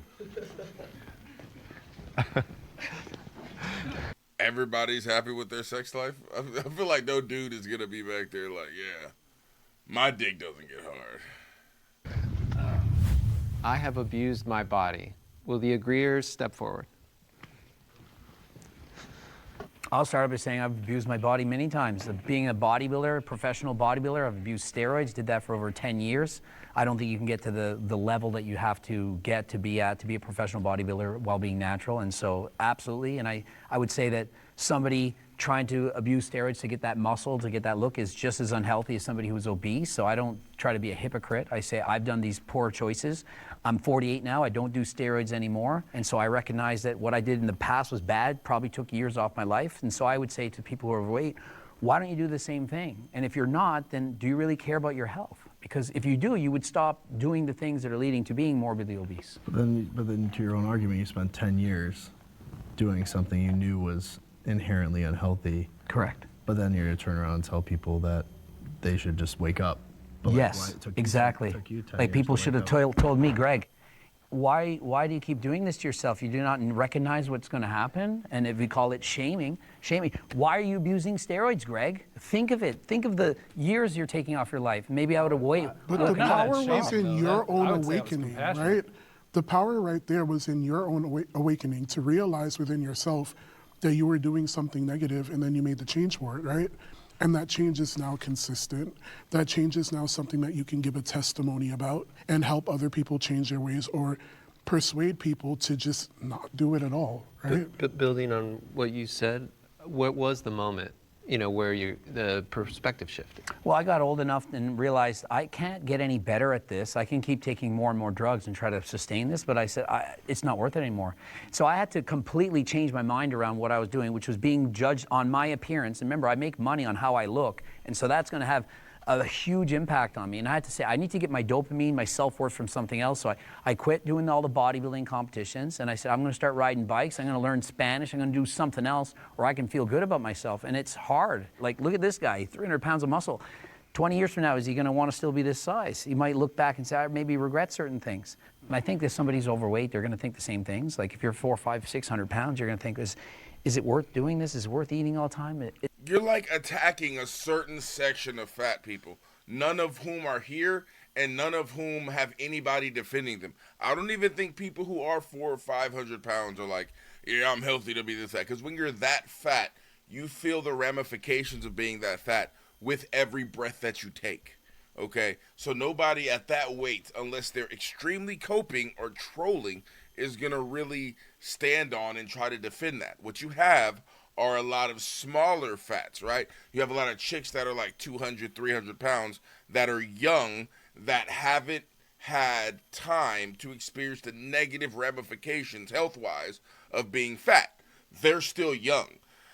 And so you have these young people who have now a voice, which they probably shouldn't. I mean, they should have a voice, but it shouldn't be that fucking telegraphed or that fucking amplified to so many fucking people. But you have this voice that they get on TikTok. They make these videos saying shit like, oh, if you fucking lose weight like your doctor says, you're fat positive or you're fat phobic. And they're making these videos that maybe they mean it, but maybe they're just trying to get a reaction. And then you're taking this and using that straw man to attack all fat people, which is sort of what I don't agree with. It's because you're bringing it up multiple times. Lizzo, 400 or 500 pound people. There are not a lot of 400 or 500 pound people that are happy with their weight and trying to gain more. That's all I'm saying. When you have people that are that big, it's an issue of self-control. It's an issue, maybe there's an emotional thing going. There's something going on. They're not eating like that because they have any kind of delusion that they're still healthy, because they can feel that they're not every day, like I said, with literally every breath. It's tough. I think this is the first actual middle ground I think we're finding, which is really great, because it's true. I mean, I've been harmful to myself on both sides of the spectrum. There were times I was taking, 20 to 30 diet pills and laxatives a day, eating less than 400 calories a day, working out nonstop. And then there's the other times where I was eating way too much, smoking way too much, drinking way too much, and abusing my body in the other way. I think we all come to the realization of what we're doing is harmful in different ways at different times. Like it took you 10 years to realize that was harmful. My thing is sometimes it takes people who might be overweight or, at that high tier, that 500-600 pounds, to realize that it's harmful for them. And maybe in their life, they don't feel like it's harmful. And they're happy. There are people, believe it or not, legitimately happy in certain sizes and Ignorance shapes. is bliss. Ignorance is bliss. And we're back. All right. Where were we? I was happy at the moment. I felt like it was. But why is there bliss an issue? Ignorance is bliss, but you could die before you wake up. But you could have done the same thing happens. taking steroids. That's exactly. My I could have died doing what I did, and so is it not my responsibility to tell people, don't copy me, and so would it not be somebody who's, and I don't think there's 500 anything wrong pounds with that. to do the same thing? I don't think there's anything wrong with that. Even when you said before, you're like, well, I wish someone had shamed me saying, what are you going to do? You're going to kill yourself. That's not shaming to me. To me, that is compassionate and looking out for somebody. It's when you take it to the other level where you start insulting them, degrading them, making them feel like shit. Yeah, remember when there was the guy on the last video we saw with Lauren Southern, how he said that one of his biggest changes was when a friend of his said that he was going to kill himself. He was going to die if he doesn't lose weight. And he's like, do you want to be there for your kids? And he said that was shame, but that was like a good kind of shame, right? So I guess he's the model over here is reiterating that same sentiment, but he's adding to it that if you go further than that and just try to degrade them or make them feel bad, that's sort of the bad kind of shame. So he's giving you an example of the good and giving you an example of the bad. You're going to kill yourself. That's not shaming to me. To me, that is compassionate and looking out for somebody. It's when you take it to the other level where you start insulting them, degrading them, making them feel like shit. As men, we insult each other and shame each other, but it's as a friend. Like, this is what guys do. Girls don't do it. They all... Yeah, but that's friends, though. Like, if you're just shaming random fat people that you don't know, then that's harmful, that's degrading, that's hurtful. Suck up to each other. You're all tens. Guys are like, look at your gut, look at your belly. Stop saying what girls do. I know, that's what. But no, it's important to. I'm telling you what they do. The masculine from the feminine, because it's guys talking here, and I think it's important to distinguish when something is feminine to say, well, we don't adhere to that over here. Yeah, but there's been no shortage of generalizations on women in this episode so far, and I'm really, really curious about your answer to this prompt regarding like self-abuse, like bodily abuse. Yeah, I mean, I'm a lifetime natural. I've never taken a drug before in my life. However, I was an athlete in college, and obviously when you're a Division I athlete, you're training two to three times a day. It was very, very intensive. I would train through injuries, which wasn't intelligent, but at the end of the day, I looked at it like, hey, we got to win.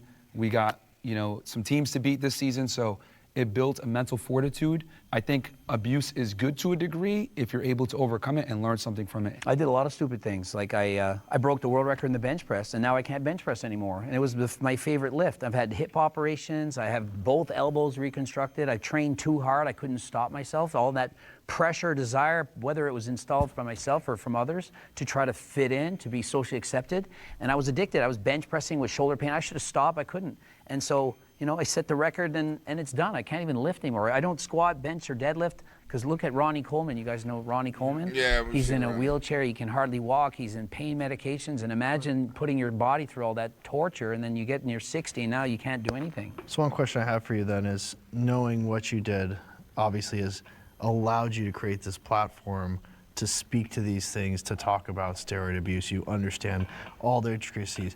Do you think that you would have been able to do that, let's say, if you'd kept your natural status throughout your whole career, you didn't break world records, you weren't an IFBB pro, you didn't have all of those accolades to stand on, do you think you would still be Greg Doucette and have all the following you do? I do not think so. I think I'm one of those 1 in a million cases that was able to do what I do and actually got the success that I got. But if I look back and I'm really honest with myself, I regret doing these things. I was natural world champion and I was breaking world records natural, so I had the records, but I wanted more. I wanted more glory. I wanted more people to say, you're cool, we like you. And so I ended up taking steroids. I did that because I wanted to fit in. I wanted to be sponsored. I wanted a pro card. I wanted to be famous. And it worked. At what cost, though? How healthy am I really? Everything it is that you're saying, right? I don't feel any ounce of shaming you for it.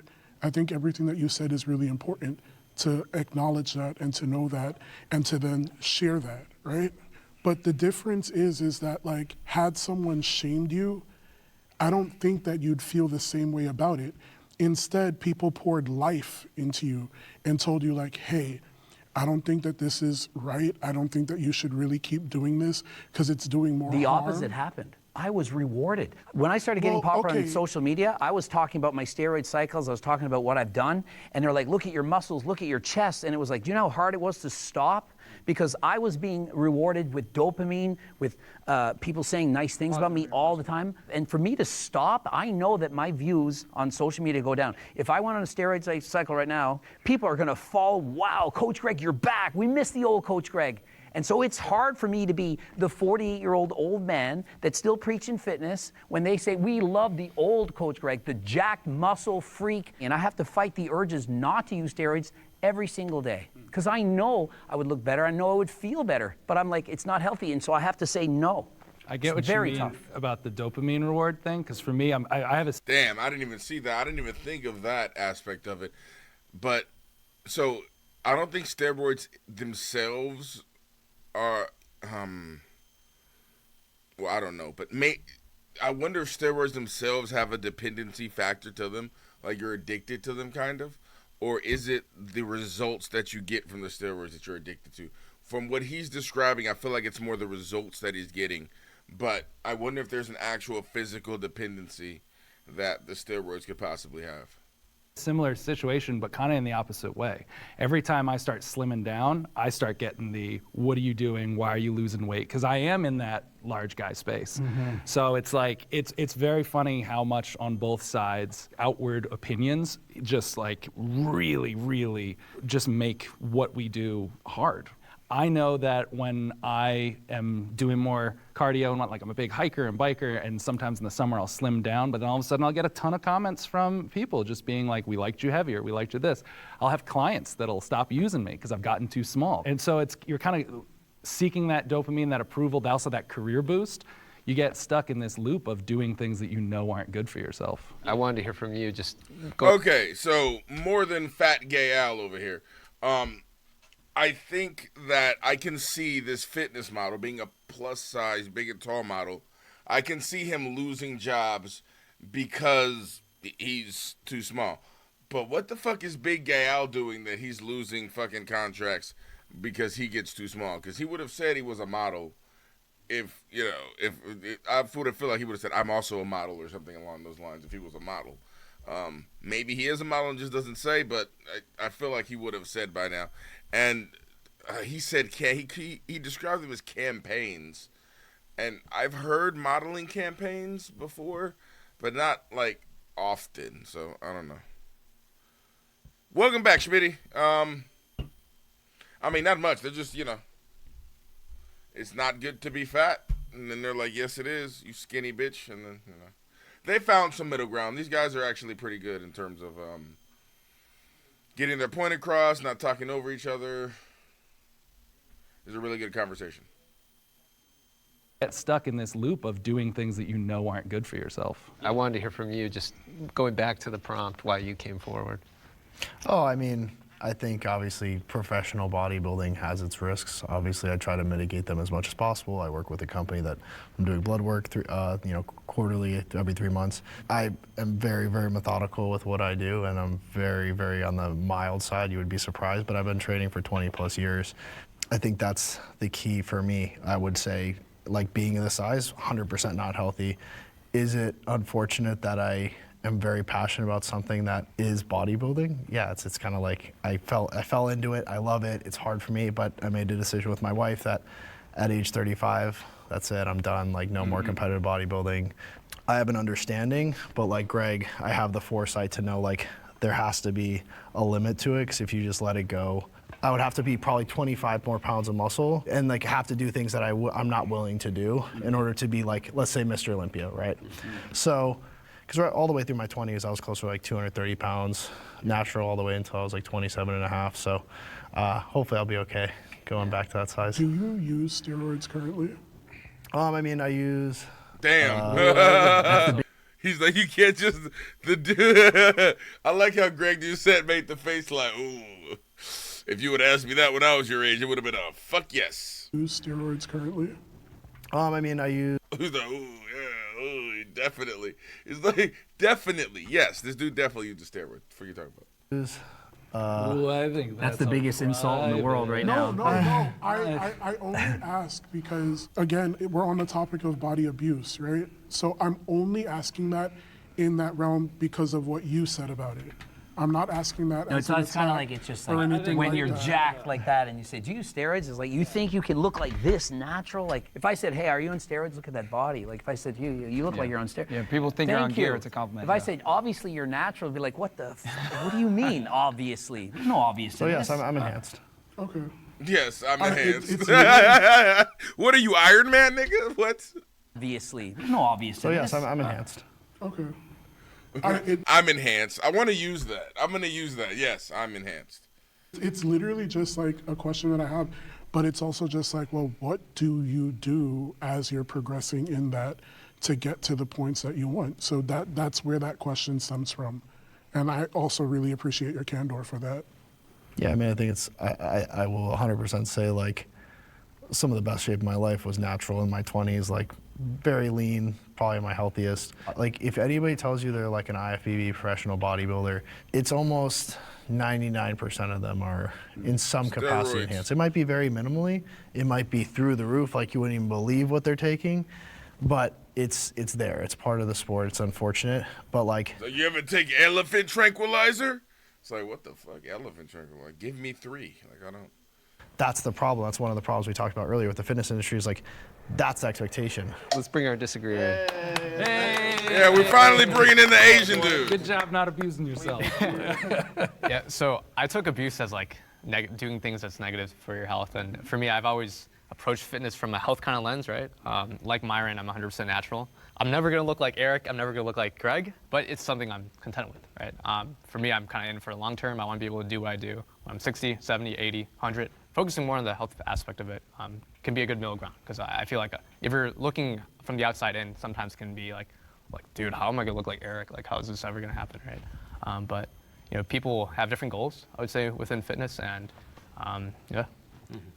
Asian, this dude is going to outlive everybody. He's going to be like 107 doing like sit-ups and shit. Or doing pull-ups, excuse me. I think it's important to also acknowledge that like there's abuse on both spectrums, right? Like you can be a fat ass on one end and say I'm going to just continue to eat cheeseburgers and put on TikTok, and then there's the other side where you can, you know, use performance enhancing drugs and say I'm going to step on stage. But I would make the argument that the person that is training using PEDs, etc., I'd respect that individual more than the fat ass, and the reason why is because though it isn't healthy to be on performance enhancing drugs, you're still pushing your body to a level that most can't, versus by just being fat, that doesn't take any skill or dedication. So What if I the had fat to person is doing something like, maybe they're into quantum physics, maybe they're changing the way we view the world entirely. Are they not valuable because they're not shredded? Well, again, we're talking about the purpose of, you know, abusing your body. Yeah. I'd have more respect for the bodybuilders, my point. Yeah, well, Okay. And I think society would in large as well, which is why bodybuilders that, you know, like a Ronnie Coleman, et cetera, though he is disabled now, et cetera, he's a legend and he's going to go down in history. Yeah, but I actually thought that was a good question, you know, like what a great film director who's like very overweight and like just totally poured into their craft, you know, like is there respect for someone like that? Well, that's great because he's able to do something exceptional, right? And he's able to diversify himself from the general masses. He doesn't want to give that up. He doesn't want to say, I would have respect for a fat guy if he was somehow accomplished in another realm. Because I don't know why he doesn't want to just concede that. Like, it's easy enough to be like, yeah, if he was, you know, I'm just mostly talking about fat people who haven't done anything, right? If we're talking about somebody who's poured their life into their craft, you can respect their craft, but you can still have your thoughts about their body or their weight or whatever. Right? But will people know that when they meet him, that he's a famous director, unless he's very prominent?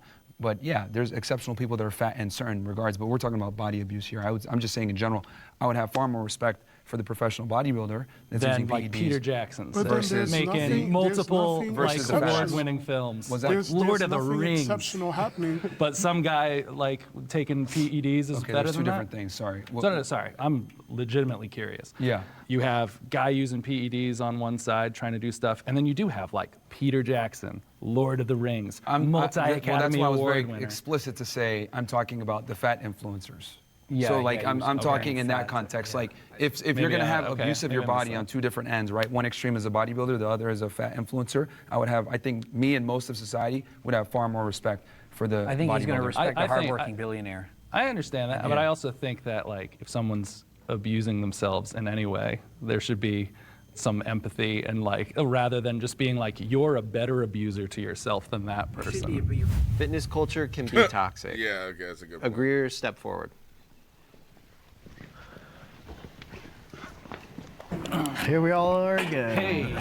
Let's hear from the jacked guys. 100%. I think you can perpetuate so many themes that are so unhealthy. Like there's so many images online of people that post in like the best lighting with a pump. That is the societal norm of like what's good, and it even like affects me because I'll see people and I'm like, oh, I look like garbage compared to that. I think that right now it's like there's a lot of misinformation online when it comes to like how to get fit, how to stay in shape, and a lot of people are monetizing it. These like crazy fad diets, like you can't eat certain things, carbs are bad, fruit has sugar in it, so it's gonna make you fat.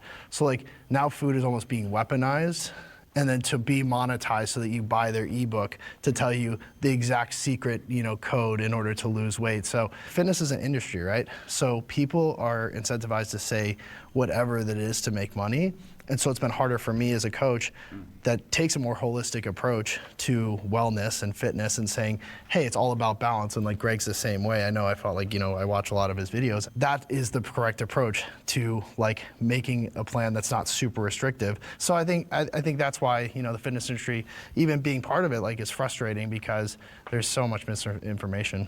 I would say also that there's so much pressure to look like us, and it's causing people to develop body dysmorphia. And so this is a huge problem. So when you swipe on Instagram, you're being shown the top 1% of the top 1%. They all have a six-pack abdominals. Everyone feels inferior. There's pressure. Then that causes a whole host of problems, eating disorders, people feeling like shit. They don't like the way they look in the mirror.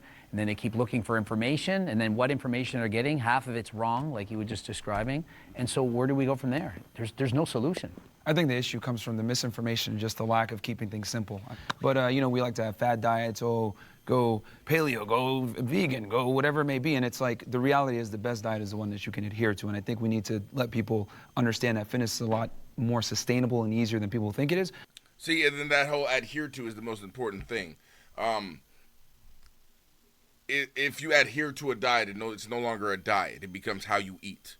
So if you want to change your weight, if you want to change your how much you weigh in a meaningful way, you have to change your relationship with food completely. Full stop.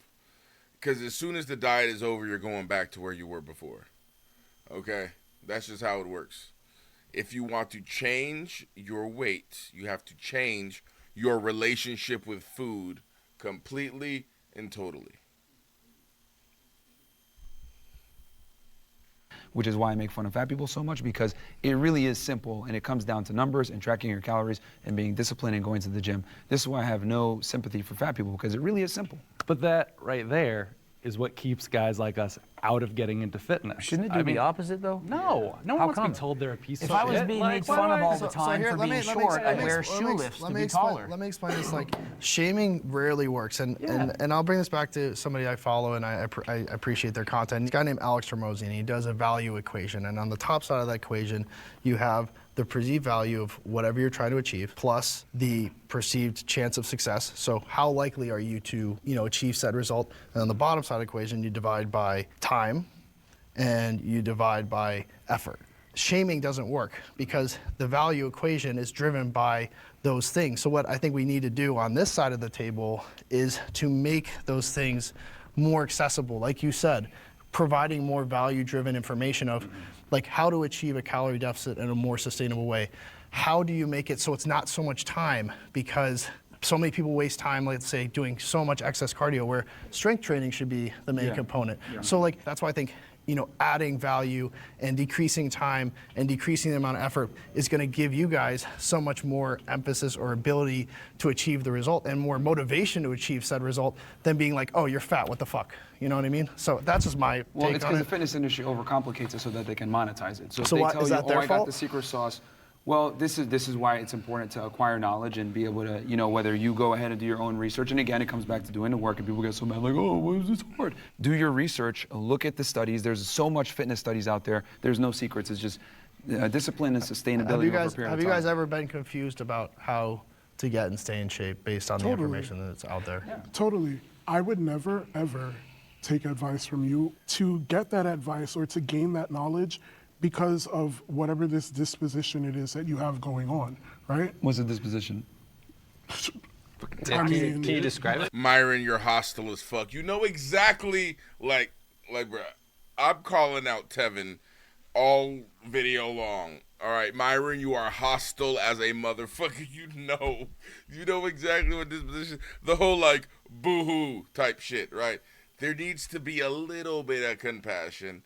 Maybe a little bit of empathy. Come on, Myron, you can do it. I think I just keep it real. I wouldn't even enable it toxic, but I think it's like you have this perspective about the world around you that I think is kind of really warped, and I don't understand why, and I would like to understand why, and I'm not getting it because you're like, shame is the answer and stuff like that, but it's worked for centuries. It's not, though. It's why you have so much conflict.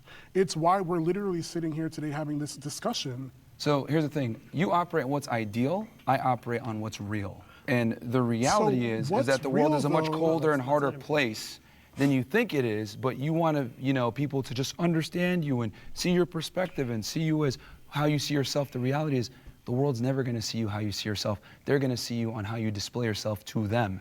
And when you are fat, out of shape, etc., the people, and if they don't get to know you and talk to you and have a conversation with you, they're going to assume certain things. That's just the world that we live in. Just to dig a little deeper into that, has something happened to you to confirm that observation? No, we're not doing the who hurt you. I just live in objective reality, and objective reality isn't as nice as you think it is. So you're not drawing from a personal experience at all? No, I'm speaking fairly objectively that these are the conversations that people have behind closed doors, but they don't want to say out loud because for fear of cancellation, for fear of coming off as an asshole, etc. I'm just saying how people really feel, but they're scared to say it. Coming from whether the fitness space can be toxic or not, the shame attitude has kept a lot of people out of it. I've been doing fad diets since I was 12 years old. I was put on Weight Watchers. I did Atkins. I did paleo. I did everything you could possibly imagine. And not until I started following other influencers that were more proactive based on, I want to be around for my daughter for as long as I possibly can be. I want to give my body the function it needs. Like just that basic mind shift, hey, life can get a lot better if you do kind of focus on your health a little more. Instead of, you're a fat piece of shit, you need to change. To me, I don't know everyone in the fitness industry, but I know for me personally, it totally changed my relationship with fitness when I started realizing that it was a gross benefit instead of a punishment I had to put onto myself for not being disciplined enough. For people like you to maybe respect me, who, again, we don't know each other in reality. So why am I destroying my life so you will respect me one day? Well, going to the gym and training isn't going to destroy your life. And it does. It's going to enhance it, if anything. But I'm saying, it's going to enhance it. But yeah, I do that. And I'm saying it wasn't until someone told me about those enhancements and kind of approached it with more of an empathetic way of being that it seemed attractive to me at all to be a part of it. Does anyone here respond positively to shame? No. I think in some ways, I feel like a lot of us can relate to this. Like when we were younger, I wouldn't say it was shame, but I wasn't necessarily like happy with the way I look, and that kind of motivated me to get into fitness in the first place, right? And we're talking, this was like in high school, so I think to some degree, shame that's not put on by others could be helpful, right? It has to be something within yourself that can motivate you. I'll speak on the shame thing too, because the shame that I guess embodied came from myself. So when I was on my weight loss journey and I was like losing weight, the day that I weigh in and it was like the scale read 1 pound over, like I would take those pills that make you shit, literally, to like lose that extra pound to see. Like, so going back to the toxic situation, that's where I got fucked up, because I would do things in response to me not getting that positive stimulus to hurt myself ultimately. Do I have therapy now? Yeah. Because it's like, it's a double-edged sword for sure. I think shame is good. I think it's a very natural response to inadequacy, and it tells people that, hey, maybe I need to change. Like being bullied as a man, being shamed, it's a good thing because it stimulates you to change and make a better difference most of the time. But some people don't respond. Like some people. Yeah, that's what I'm gonna say. You can't, like, people respond to shame. People respond to that shit way differently. You might have somebody that, if you get shamed from the outside, their response is "fuck the world. I know what the fuck I'm doing." You know what I mean? So, you know, you're gonna get the exact opposite response from that guy that you thought you were gonna get. You know, from shaming him. It stimulates you to change and make a better difference most of the time. But some people don't respond. Like some people, when they get shamed, they get shut down, and now they proceed further into that negative, behavior because it's not something, as Zach and everybody else was mentioning, was positive to bridge that gap. That's a part of the masculine journey, is overcoming adversity. It's not a talk of masculinity, bro. It's just like being a pussy and being like, okay, I'm going to prove you wrong. And this is the thing, it makes or breaks you. Not everyone's going to win. We need winners and we need losers. The losers are the ones that shut down like, oh, I'm sad now. I'm going to continue eating ice cream. Okay, you're a fucking loser. Stay over there. But there's guys that rise up to the challenge and say, you know what? I'm going to do better. I'm going to fucking surpass you. And that's where guys need to be. You need that killer instinct where you use that as fuel. It's up to you how you want to do it. Isn't the goal of the fitness industry to get people more fit? Yes. Of course. That's the blanket goal. Of course. And we're saying shame and calling me a piece of shit doesn't motivate me to get more fit. Well, we need winners and losers. No. We need winners and losers. The industry like, there's is going to the be, one inevitably, there's going to be people, losers. correct? If you don't respond favorably to shame and bullying, etc., and you don't overcome it, you're effectively a loser. Let's be clear, though. You just said the right word, fitness industry. It is a industry. Yeah. It is to make money. It's not necessarily to get people into shape, it's to make money. So sure, there's gonna be junctions along the way. Like, I'm a coach. There has to be tough love. Like, if you're not doing the things you're supposed to be doing, I have to be a little bit harder on you. But that's not gonna start your journey, me being like, you're a fat piece of shit. Whereas, like, if we get into it and we're 3 months in and you're not making progress because there's a lot of things you're not doing that we're coaching you on, then of course there's gonna be some tough love, there's gonna be some extra accountability, but I think there's a difference between accountability and tough love than just like shaming somebody into doing something, because that's not gonna create that like long-term ability to obviously achieve it on their own. What drives people, actually fucking anything. Do you know how you train a dog? It's the same way you train a person. Positive reinforcement. Okay, people respond to being positively reinforced for good behavior, then they respond to being negatively chastised for bad behavior.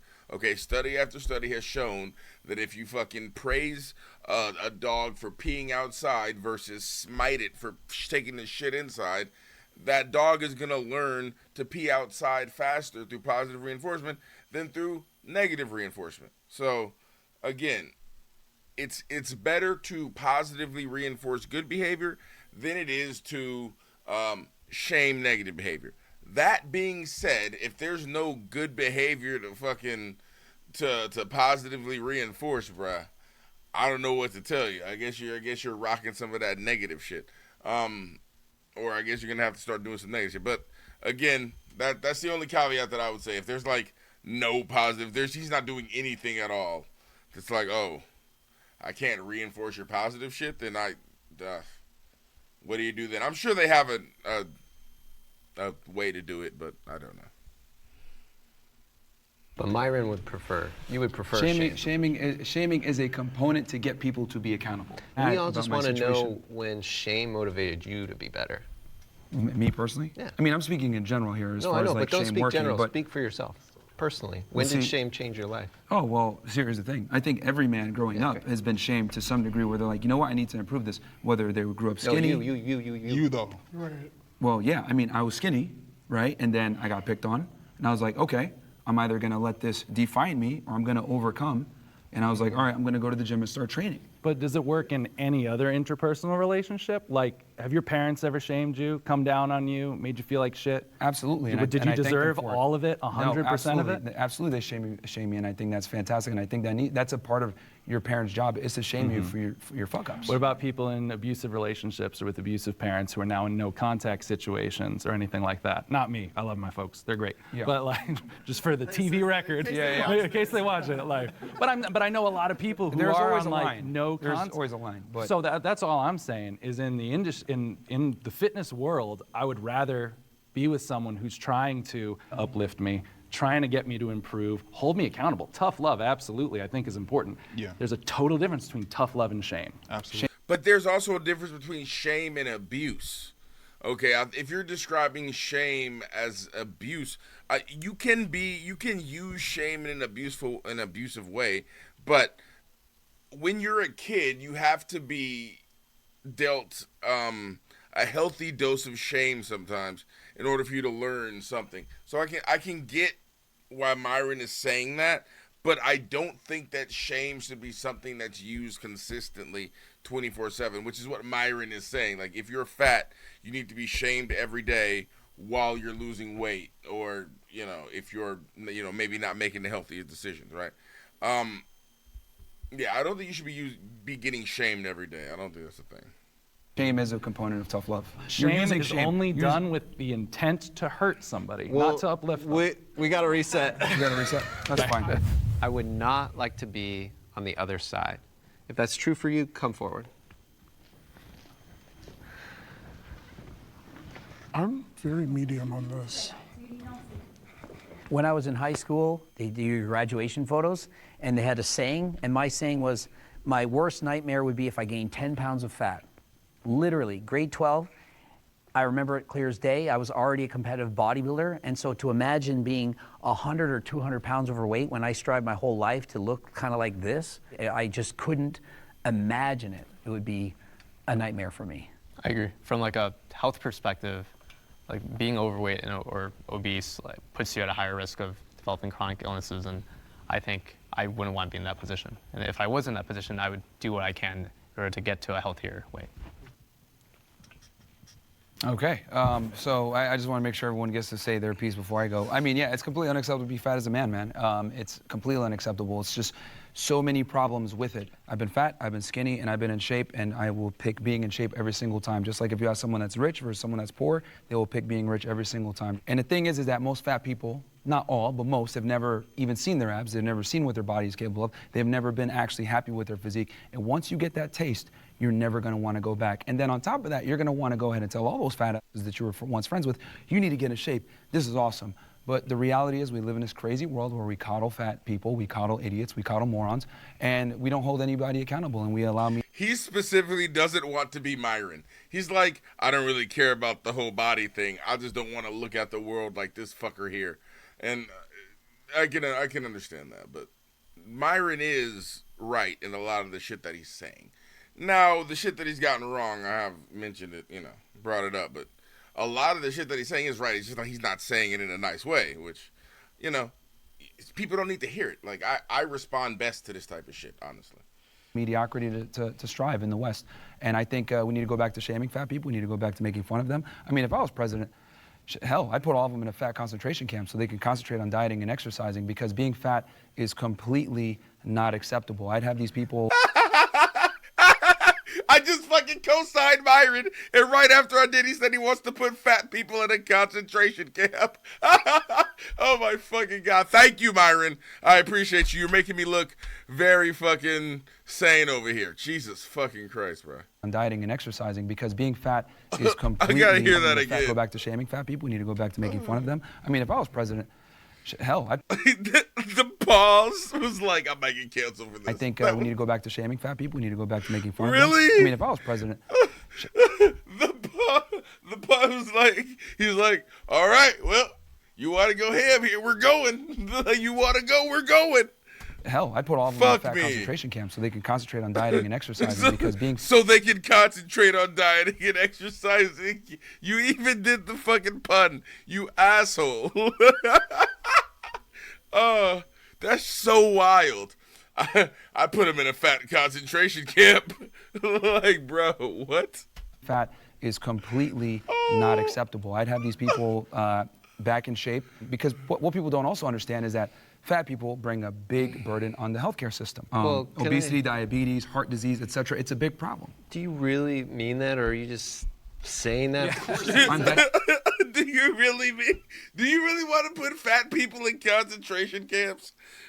It's not gonna be like Auschwitz. Like, it's not gonna, like, that's how you have to start off the caveat. Like, it's not gonna be like Auschwitz. Even the other buff guys are like, whoa, That's a little rough. Maybe you should start off with something like having the state pay people to sponsor a fat person so that they can lose weight. So they have like a fucking personal trainer for every fat person in America. Fuck yeah. Yes, yeah. If I was president, make me president, I would get rid of the obesity problem like that. I find it interesting that they can lock us up in their homes for almost 2 years saying wear a mask, etc. But then I say, I'm gonna lock these dudes up in a concentration camp where we're gonna get them healthy food, we're gonna get them exercising, and I'm looked at as crazy. Yeah. Bruh, being locked up in your home is one thing. Being imprisoned for being fat is another thing. You're saying that these people can't work, these people can't see their families, these people can't do anything. They're treated as if they're in prison because, like, you described it as a concentration camp, so they can't just leave, right? And they have to do this until they get to whatever your standard of healthy is. That, Jesus, Myron. Fuck me. And then why is everybody looking at me like I'm crazy? We had COVID lockdowns. You guys were kept into your house that you like chose and own, right? Well, not own, but you know, the house that you decided to pick out and live in and are comfortable. Forcing you to stay in your home is the same as putting you in a concentration camp. That's basically what you're saying. I hear what you're saying. I guess there's a distinction between having opinions about how COVID was handled and genuinely believing that all fat people should be in a concentration camp. Yes, a concentration camp. Let me be clear. I'm talking about a concentration camp where they're concentrating. We're not talking about Auschwitz here, okay? Listen, there's no gas chambers.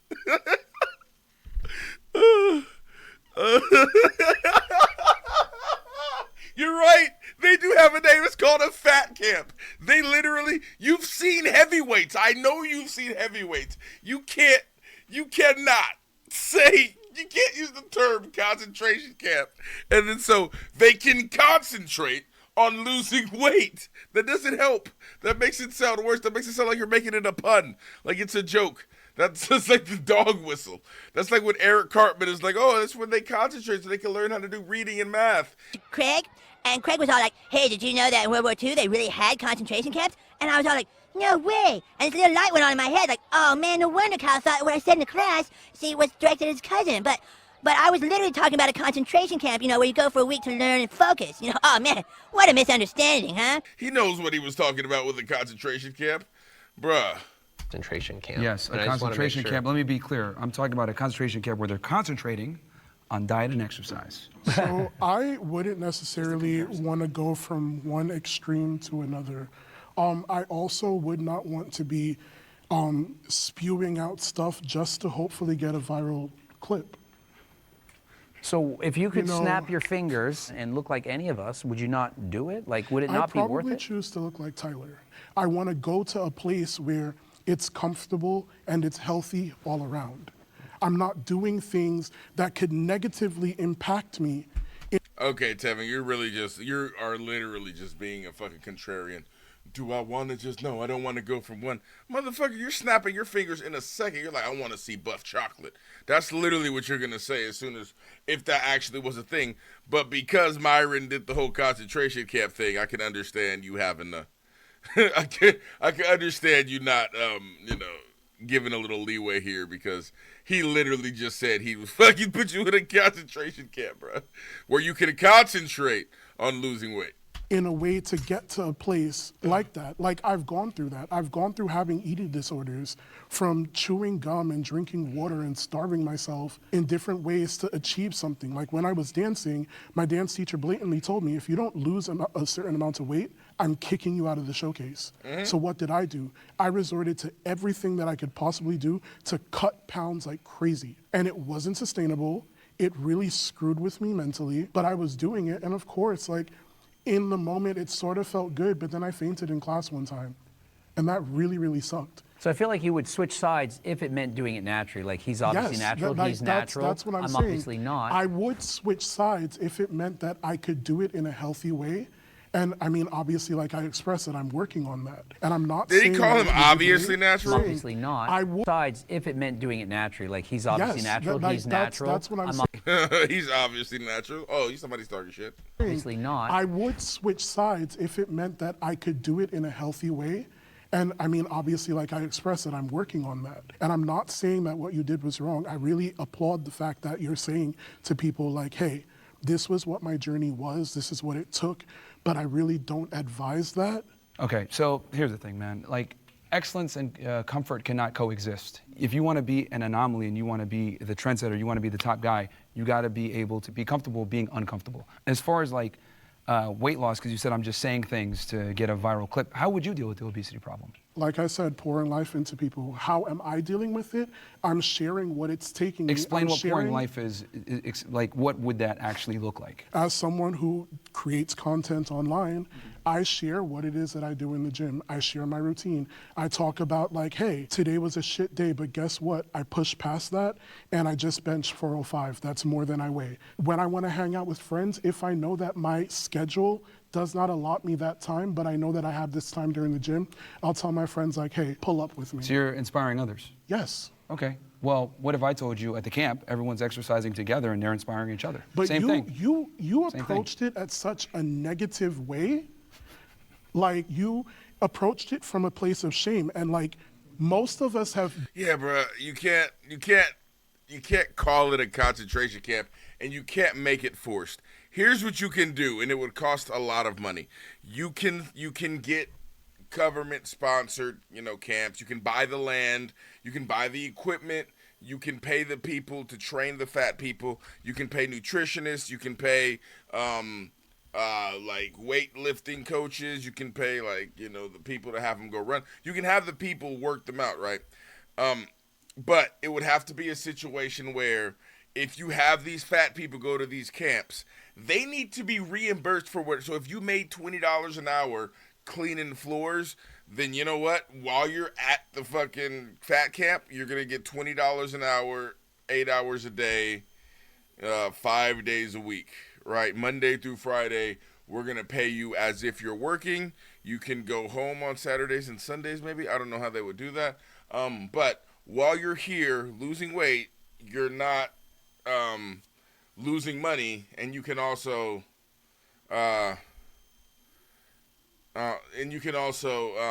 go home whenever you want. I mean, maybe you don't have to pay them. Maybe you could say, okay, if you could take the time, just make government-sponsored fat camps. I would go to one, honestly. If they had like a government camp where it's like, yeah, no, this is a state-sponsored. You go, you can sleep here or not. You just show up and then you get worked out for free. And then, then there's, weightlifting. There's this class on this day, this class on this day. Just show up, sign up for it beforehand if there's too many people. You should be able to do that. I think that'd be a good idea, but it's the whole concentration. When you call it a concentration camp, you're making it seem like you're going in with soldiers, grabbing fat people out of their homes, throwing them in trucks, and then busing them out of, miles out of the state into these facilities where they're all dressed in the same fucking outfits and they all have to fucking do the same workout regimens until, they get skinny enough to leave, which is forced internment for something that's not illegal. So I think you can do the fat camps in a socially responsible way. It would be very expensive though, and I really don't see Republicans or Democrats signing off on that shit. Either of them. None of them would be down for that. Blatantly told you that shame didn't really work. Shame is what led me to an eating disorder. Shame is what led me to unsustainable weight loss. Whose fault is that, what though? We're looking for is stability. Whose fault is that you decided to go an unsustainable route with dieting? Whose fault is that? So if I was given a timeline that I needed to meet and I'm trying to figure out without also having the tools to do so the proper way, and I'm just grasping at straws on how I do it, yeah, it's not sustainable. Yeah, so whose fault is it that they chose an unsustainable route to lose weight? That's your fault. It's See, the an problem is that you're a amalgamation. professional victim. I don't know if you've caught on to this, but you're a professional victim. You constantly blame others for your inadequacies and why you're fat. He's hella mad. Yeah, you just triggered the fuck out of him. This nigga wants to attack you right now. I've never seen him look more straight in this entire fucking video than right now, where he's like, I'm about to punch you with my man voice, bro. Like, he's like, bro, I don't know if you've caught on to this, but you're a professional victim. You constantly blame the others anger. Look at this. Look at the anger. He's like, oh, I want to fucking smack this dude. for your inadequacies and why you're fat. The reason why you're fat. I haven't blamed not one person for where I am. Yeah, because you're always like, oh, it's tough and all this other stuff. The reality is this, man. Wait, you eat too much and you don't exercise enough. I'm trying to figure out where these misconceptions about me are. Again, you can say whatever you want to say. I do want to press. Like I said, I called you out on it, and I said, you're searching for a viral clip. Everyone has an excuse for why they're fat. I think that it's really sad. And they can't take accountability for why they're fat. Really sad. We got to pause. Let's bring in our disagreeers. he had to check Myron. Come on, Myron. Don't call him a professional victim. You guys were arguing so much, I forgot the prompt. What was the prompt again? It was, I don't want to be on the other side. Oh, okay. No, of course I would. I'm a curious person. I have been in much more traditional, like aesthetically pleasing shape in my past, but I've never gotten to like your guys' standards. And of course, I'm curious about anyone's life, like what it's like to walk through their shoes. So I don't see why I wouldn't be. Yeah, I absolutely chose to, if I could, I'd switch. So when I was my lightest weight, which was 273, I wasn't anywhere near you guys, but I had muscles, I felt really good about myself. And now that I've fallen back, I literally like almost hate life because I got somewhere, got really close and it was out of reach. And now I'm falling back and I gotta fight again. So if I could, I'd absolutely would switch. What makes it hard to, like, I don't understand, like, you were 273 feeling great. How did you get back? Like, I'm curious. Yeah. Curious. No, absolutely. How does that happen? So when I started my weight loss journey, I was very focused. Like, I can't take any outside help. Like, I gotta do this on my own. I did all the research myself. So my problem was when I would hit plateaus, it hit hard because I'm like, I'm doing what I'm supposed to do. Why am I cutting weight? So eventually I hit enough plateaus to where like my mentality was just breaking down. Yeah, no, I mean, I agree with the prompt just saying like, I probably wouldn't go extreme like on your side of the spectrum, so that kind of stuff, but I would like to look like Tyler. Everyone wants to look like Tyler. Tyler is the ideal for me of what I want to look like. Oh yeah, you want to fuck Tyler. Tyler is the ideal for me of what I want to look like. That pause was like, I want to fuck Tyler. Everyone wants to look like Tyler. Tyler is the ideal for me of what I want to look like. Yeah, okay, sure. But I mean, I wouldn't be that short too, but I'm just gonna say it, the elephant in the room. Every fat person would want to be in shape. The problem is that they're not willing to do what's required to get in shape, hence why they are fat. But it's abundantly clear what you think. Like we've got it. Kudos to you. It's a lie. The next prompt is, your physique is in your control. Can the agreeers please step forward? So long story short, in 2018, I got to my heaviest weight, which was 441 pounds, and I was depressed as, like, I'm not gonna cuss, but you can say it. I was depressed as fuck, man. Like, it was really hard. My weight had built like a cage around my mind, so even things that I knew were good for me, I couldn't even. God damn, Rich, bro, you literally just spoke to your boy. You just described some shit that I'm trying to think that perfectly encompasses where I am right now mentally.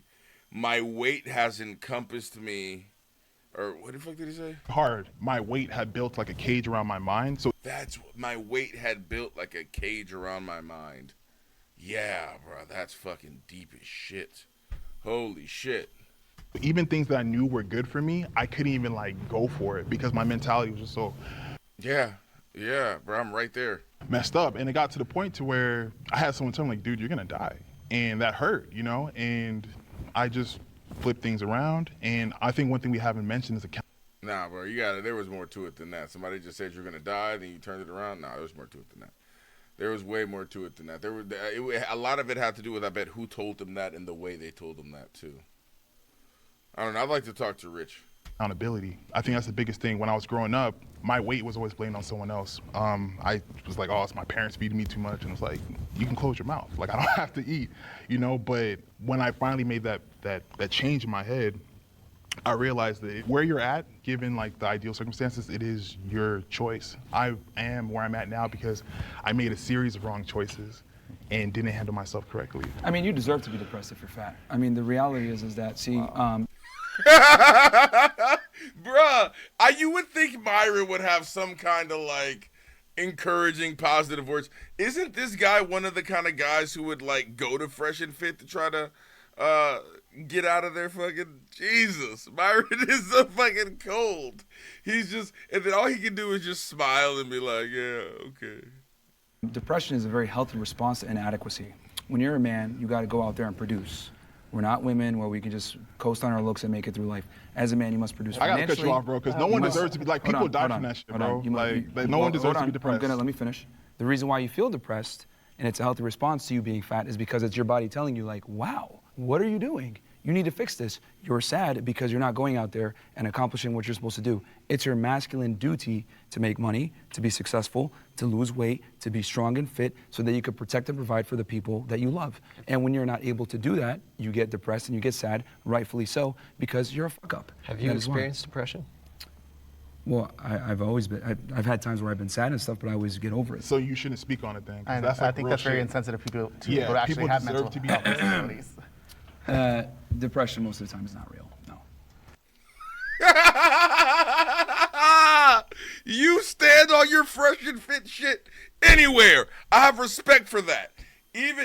Man, like, that's like being, bruh, that's just, depression is not real. Just the way he said it, so dismissively though, to a group of I'm sure even the people on your side have been depressed at some point. Have mental health disabilities. Depression most of the time is not real. The fucking look, the way that he cleared his voice before he said it, the fucking, oh, God, Myron, you are, like, it's not even like, oh, what I'm saying isn't right. I mean, I don't agree with depression not being real. That's not right. But, like, even if you say shit right, there's a way you say it, bruh. You just choose the worst way every time. I don't know if it's intentional. I feel like it has to be, but like, bruh, this is rough. No. That's fucking wild. No. That's Okay. fucking wild. The earth is flat. A Too. lot of the times when people are depressed, it's because of their own inadequacies. You're messing up in So if something you get in your raped, life. Is that an inadequacy? He doesn't 'Cause people mean in get all depressed from that. cases. I'm No, sure he's saying like in the majority. When you say a blanket yeah. statement, There's like always that, going to be right? exceptions, but I'm speaking generally in this context of being fat and why you were depressed. It's because That wasn't the only reason why I was depressed, but go on. okay, Yeah. but it's a component. You know what I Yes, mean? it was a big component, It was for a sure. response to your Yeah. inadequacy as a man, and the thing is that He doesn't want to hear that. It was a response to your inadequacies as a man. I don't know if the body is that, but maybe the mind is, and depression is something that comes from the mind. I think if you're fat and you're unhealthy, that affects your mental state definitely. I don't know if just being fat causes depression. I don't know if minus our social constructs, if it was just a normal fat person just kind of out in the wilderness, would he be sadder or happier than another fat person? I don't know, because I guess social constructs are fucking everything. So. Would you even be happy if there was no social construct? Would you even know what happy or sad is? Blah, blah, blah. Component. You know what I Yes, mean? it was a big component, It was for a sure. response to your Yeah. inadequacy as a man, and the thing is that we live in a meritocracy. I know everyone likes to run around and say, oh, everyone's equal and it's all equality for everyone. No, that's not how the world works. Why the fuck should I be treated equally to someone who's fat, broke, not disciplined, and not as intelligent? Damn. It's a competition. equality Life come is a from? competition. Where are you getting the notions that people are not disciplined? Because you're overweight, because you eat too much. That's how you became overweight, is because you didn't discipline yourself by not eating the food that got you fat, basically. Where is that coming from? If you look at depressed guys, etc., look at their life 9 out of 10 times. They're not going to the gym. They're not making the money that they're supposed to be making. They're not where they need to be. Show me a guy that's making money, successful, has a good set of friends around him, has a network, etc., that is depressed. You would rarely find that. Are there exceptions to the rule? So many, Of course. there There's are always so there's many always people there's always exceptions that to the have rule. hit the news that There's have always exceptions to the unalived rule. themselves because There's they were depressed. there's They were always making exceptions money, to they the were rule. fit. But in general, Understand that it's not black and white. when you get depressed, a lot of the times it's because you're a fuck up and it's your body's natural response to you being a fuck up. Has anyone here ever felt like they didn't have control over their body or their physique? There's times where I felt like I didn't have the control I wanted, but there was never a point where I'm like, this isn't within my ability to do. Yeah, I think we all go through stages, especially mental health. You wish it was easier sometimes, but other than that, it's like, no, of course I'm in control of it. I know I am.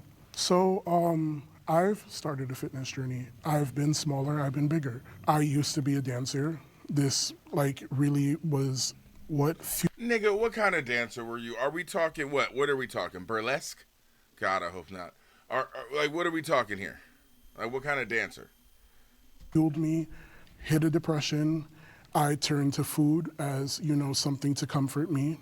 And I realized that I was spiraling, right? Started working out again, kind of fell off of it. But this year I told myself it was my year of renaissance, right? That I was going to actively make the changes in all aspects of my life, including my health, including what my body looks like and what my body is capable of. And so I've been doing that. Now, did that mean that I was any less of a hard worker? No. I fucking worked 3 jobs.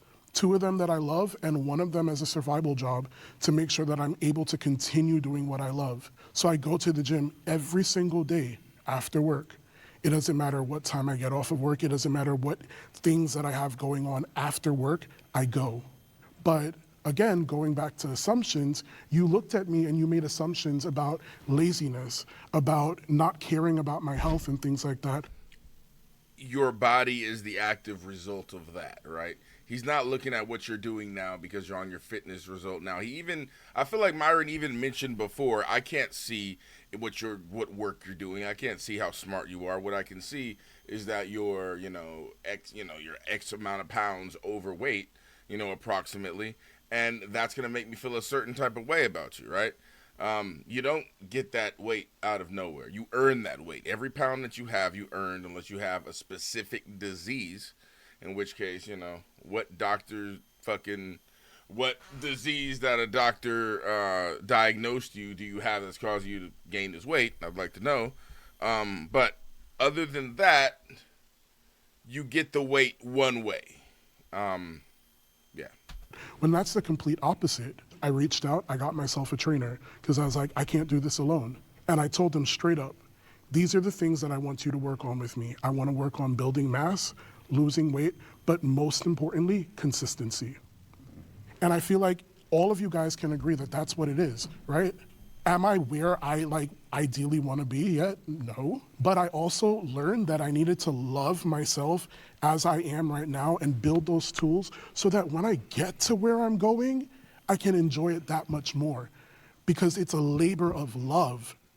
It doesn't have to be a labor of love. Some people who are overweight, are they going to the gym? Are they putting the fork down? Are they doing the things they need to do? If they spent 14 hours a week doing cardio and eating healthy, they would lose the weight. I spend 14 hours a week learning Spanish, even though I am horrible at it, but I'm trying my best. And if everyone else tried their best, we wouldn't see anyone morbidly obese on this planet. I don't disagree with you at all, but I think you said it's like you're spending 14 hours doing Spanish. For me, I still work out every week. I still prioritize my health, but there are other things in my life that do Eat take a half higher the calories, and you're going to be very skinny. But that guaranteed. That's the whole thing. I'm not saying you need to. I'm just saying no one no. should make excuses. And that's why we all sat down. I totally agree. It's within because I've gotten really svelte in my past, but I was at like my worst state mentally. Like didn't feel good.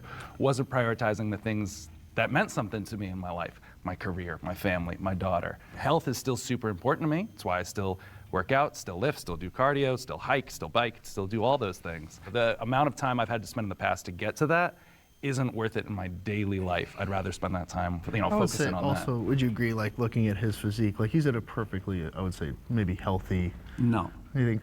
He's definitely overweight, definitely obese. I mean, if you count BMI, I'm not trying to put you down, just being honest. By a BMI standpoint, But there's a big difference between this weight and if you gain 200 pounds. But if you gain 200 pounds, I'd be like, why are you doing this to yourself? You know what I mean? But I wouldn't be happy gaining 200 pounds. That's kind of what I'm saying. Is I kind of found like a homeostasis where I'm happy and I feel healthy and I feel active and I feel like I can do what I need to do. All my numbers are in the right place. So I feel good. It's just, it hasn't been a priority for me to go further. Yeah, you don't need to. It's all about balance for me. Halfway What there. about you? I just want to hear I from was you. going to say, I was in the same boat as him. I feel like myself, I feel comfortable with where I'm at right now.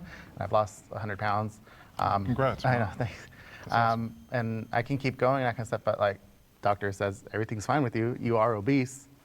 But I will never forget the doctor told me you're healthy obese, which was like blew my mind.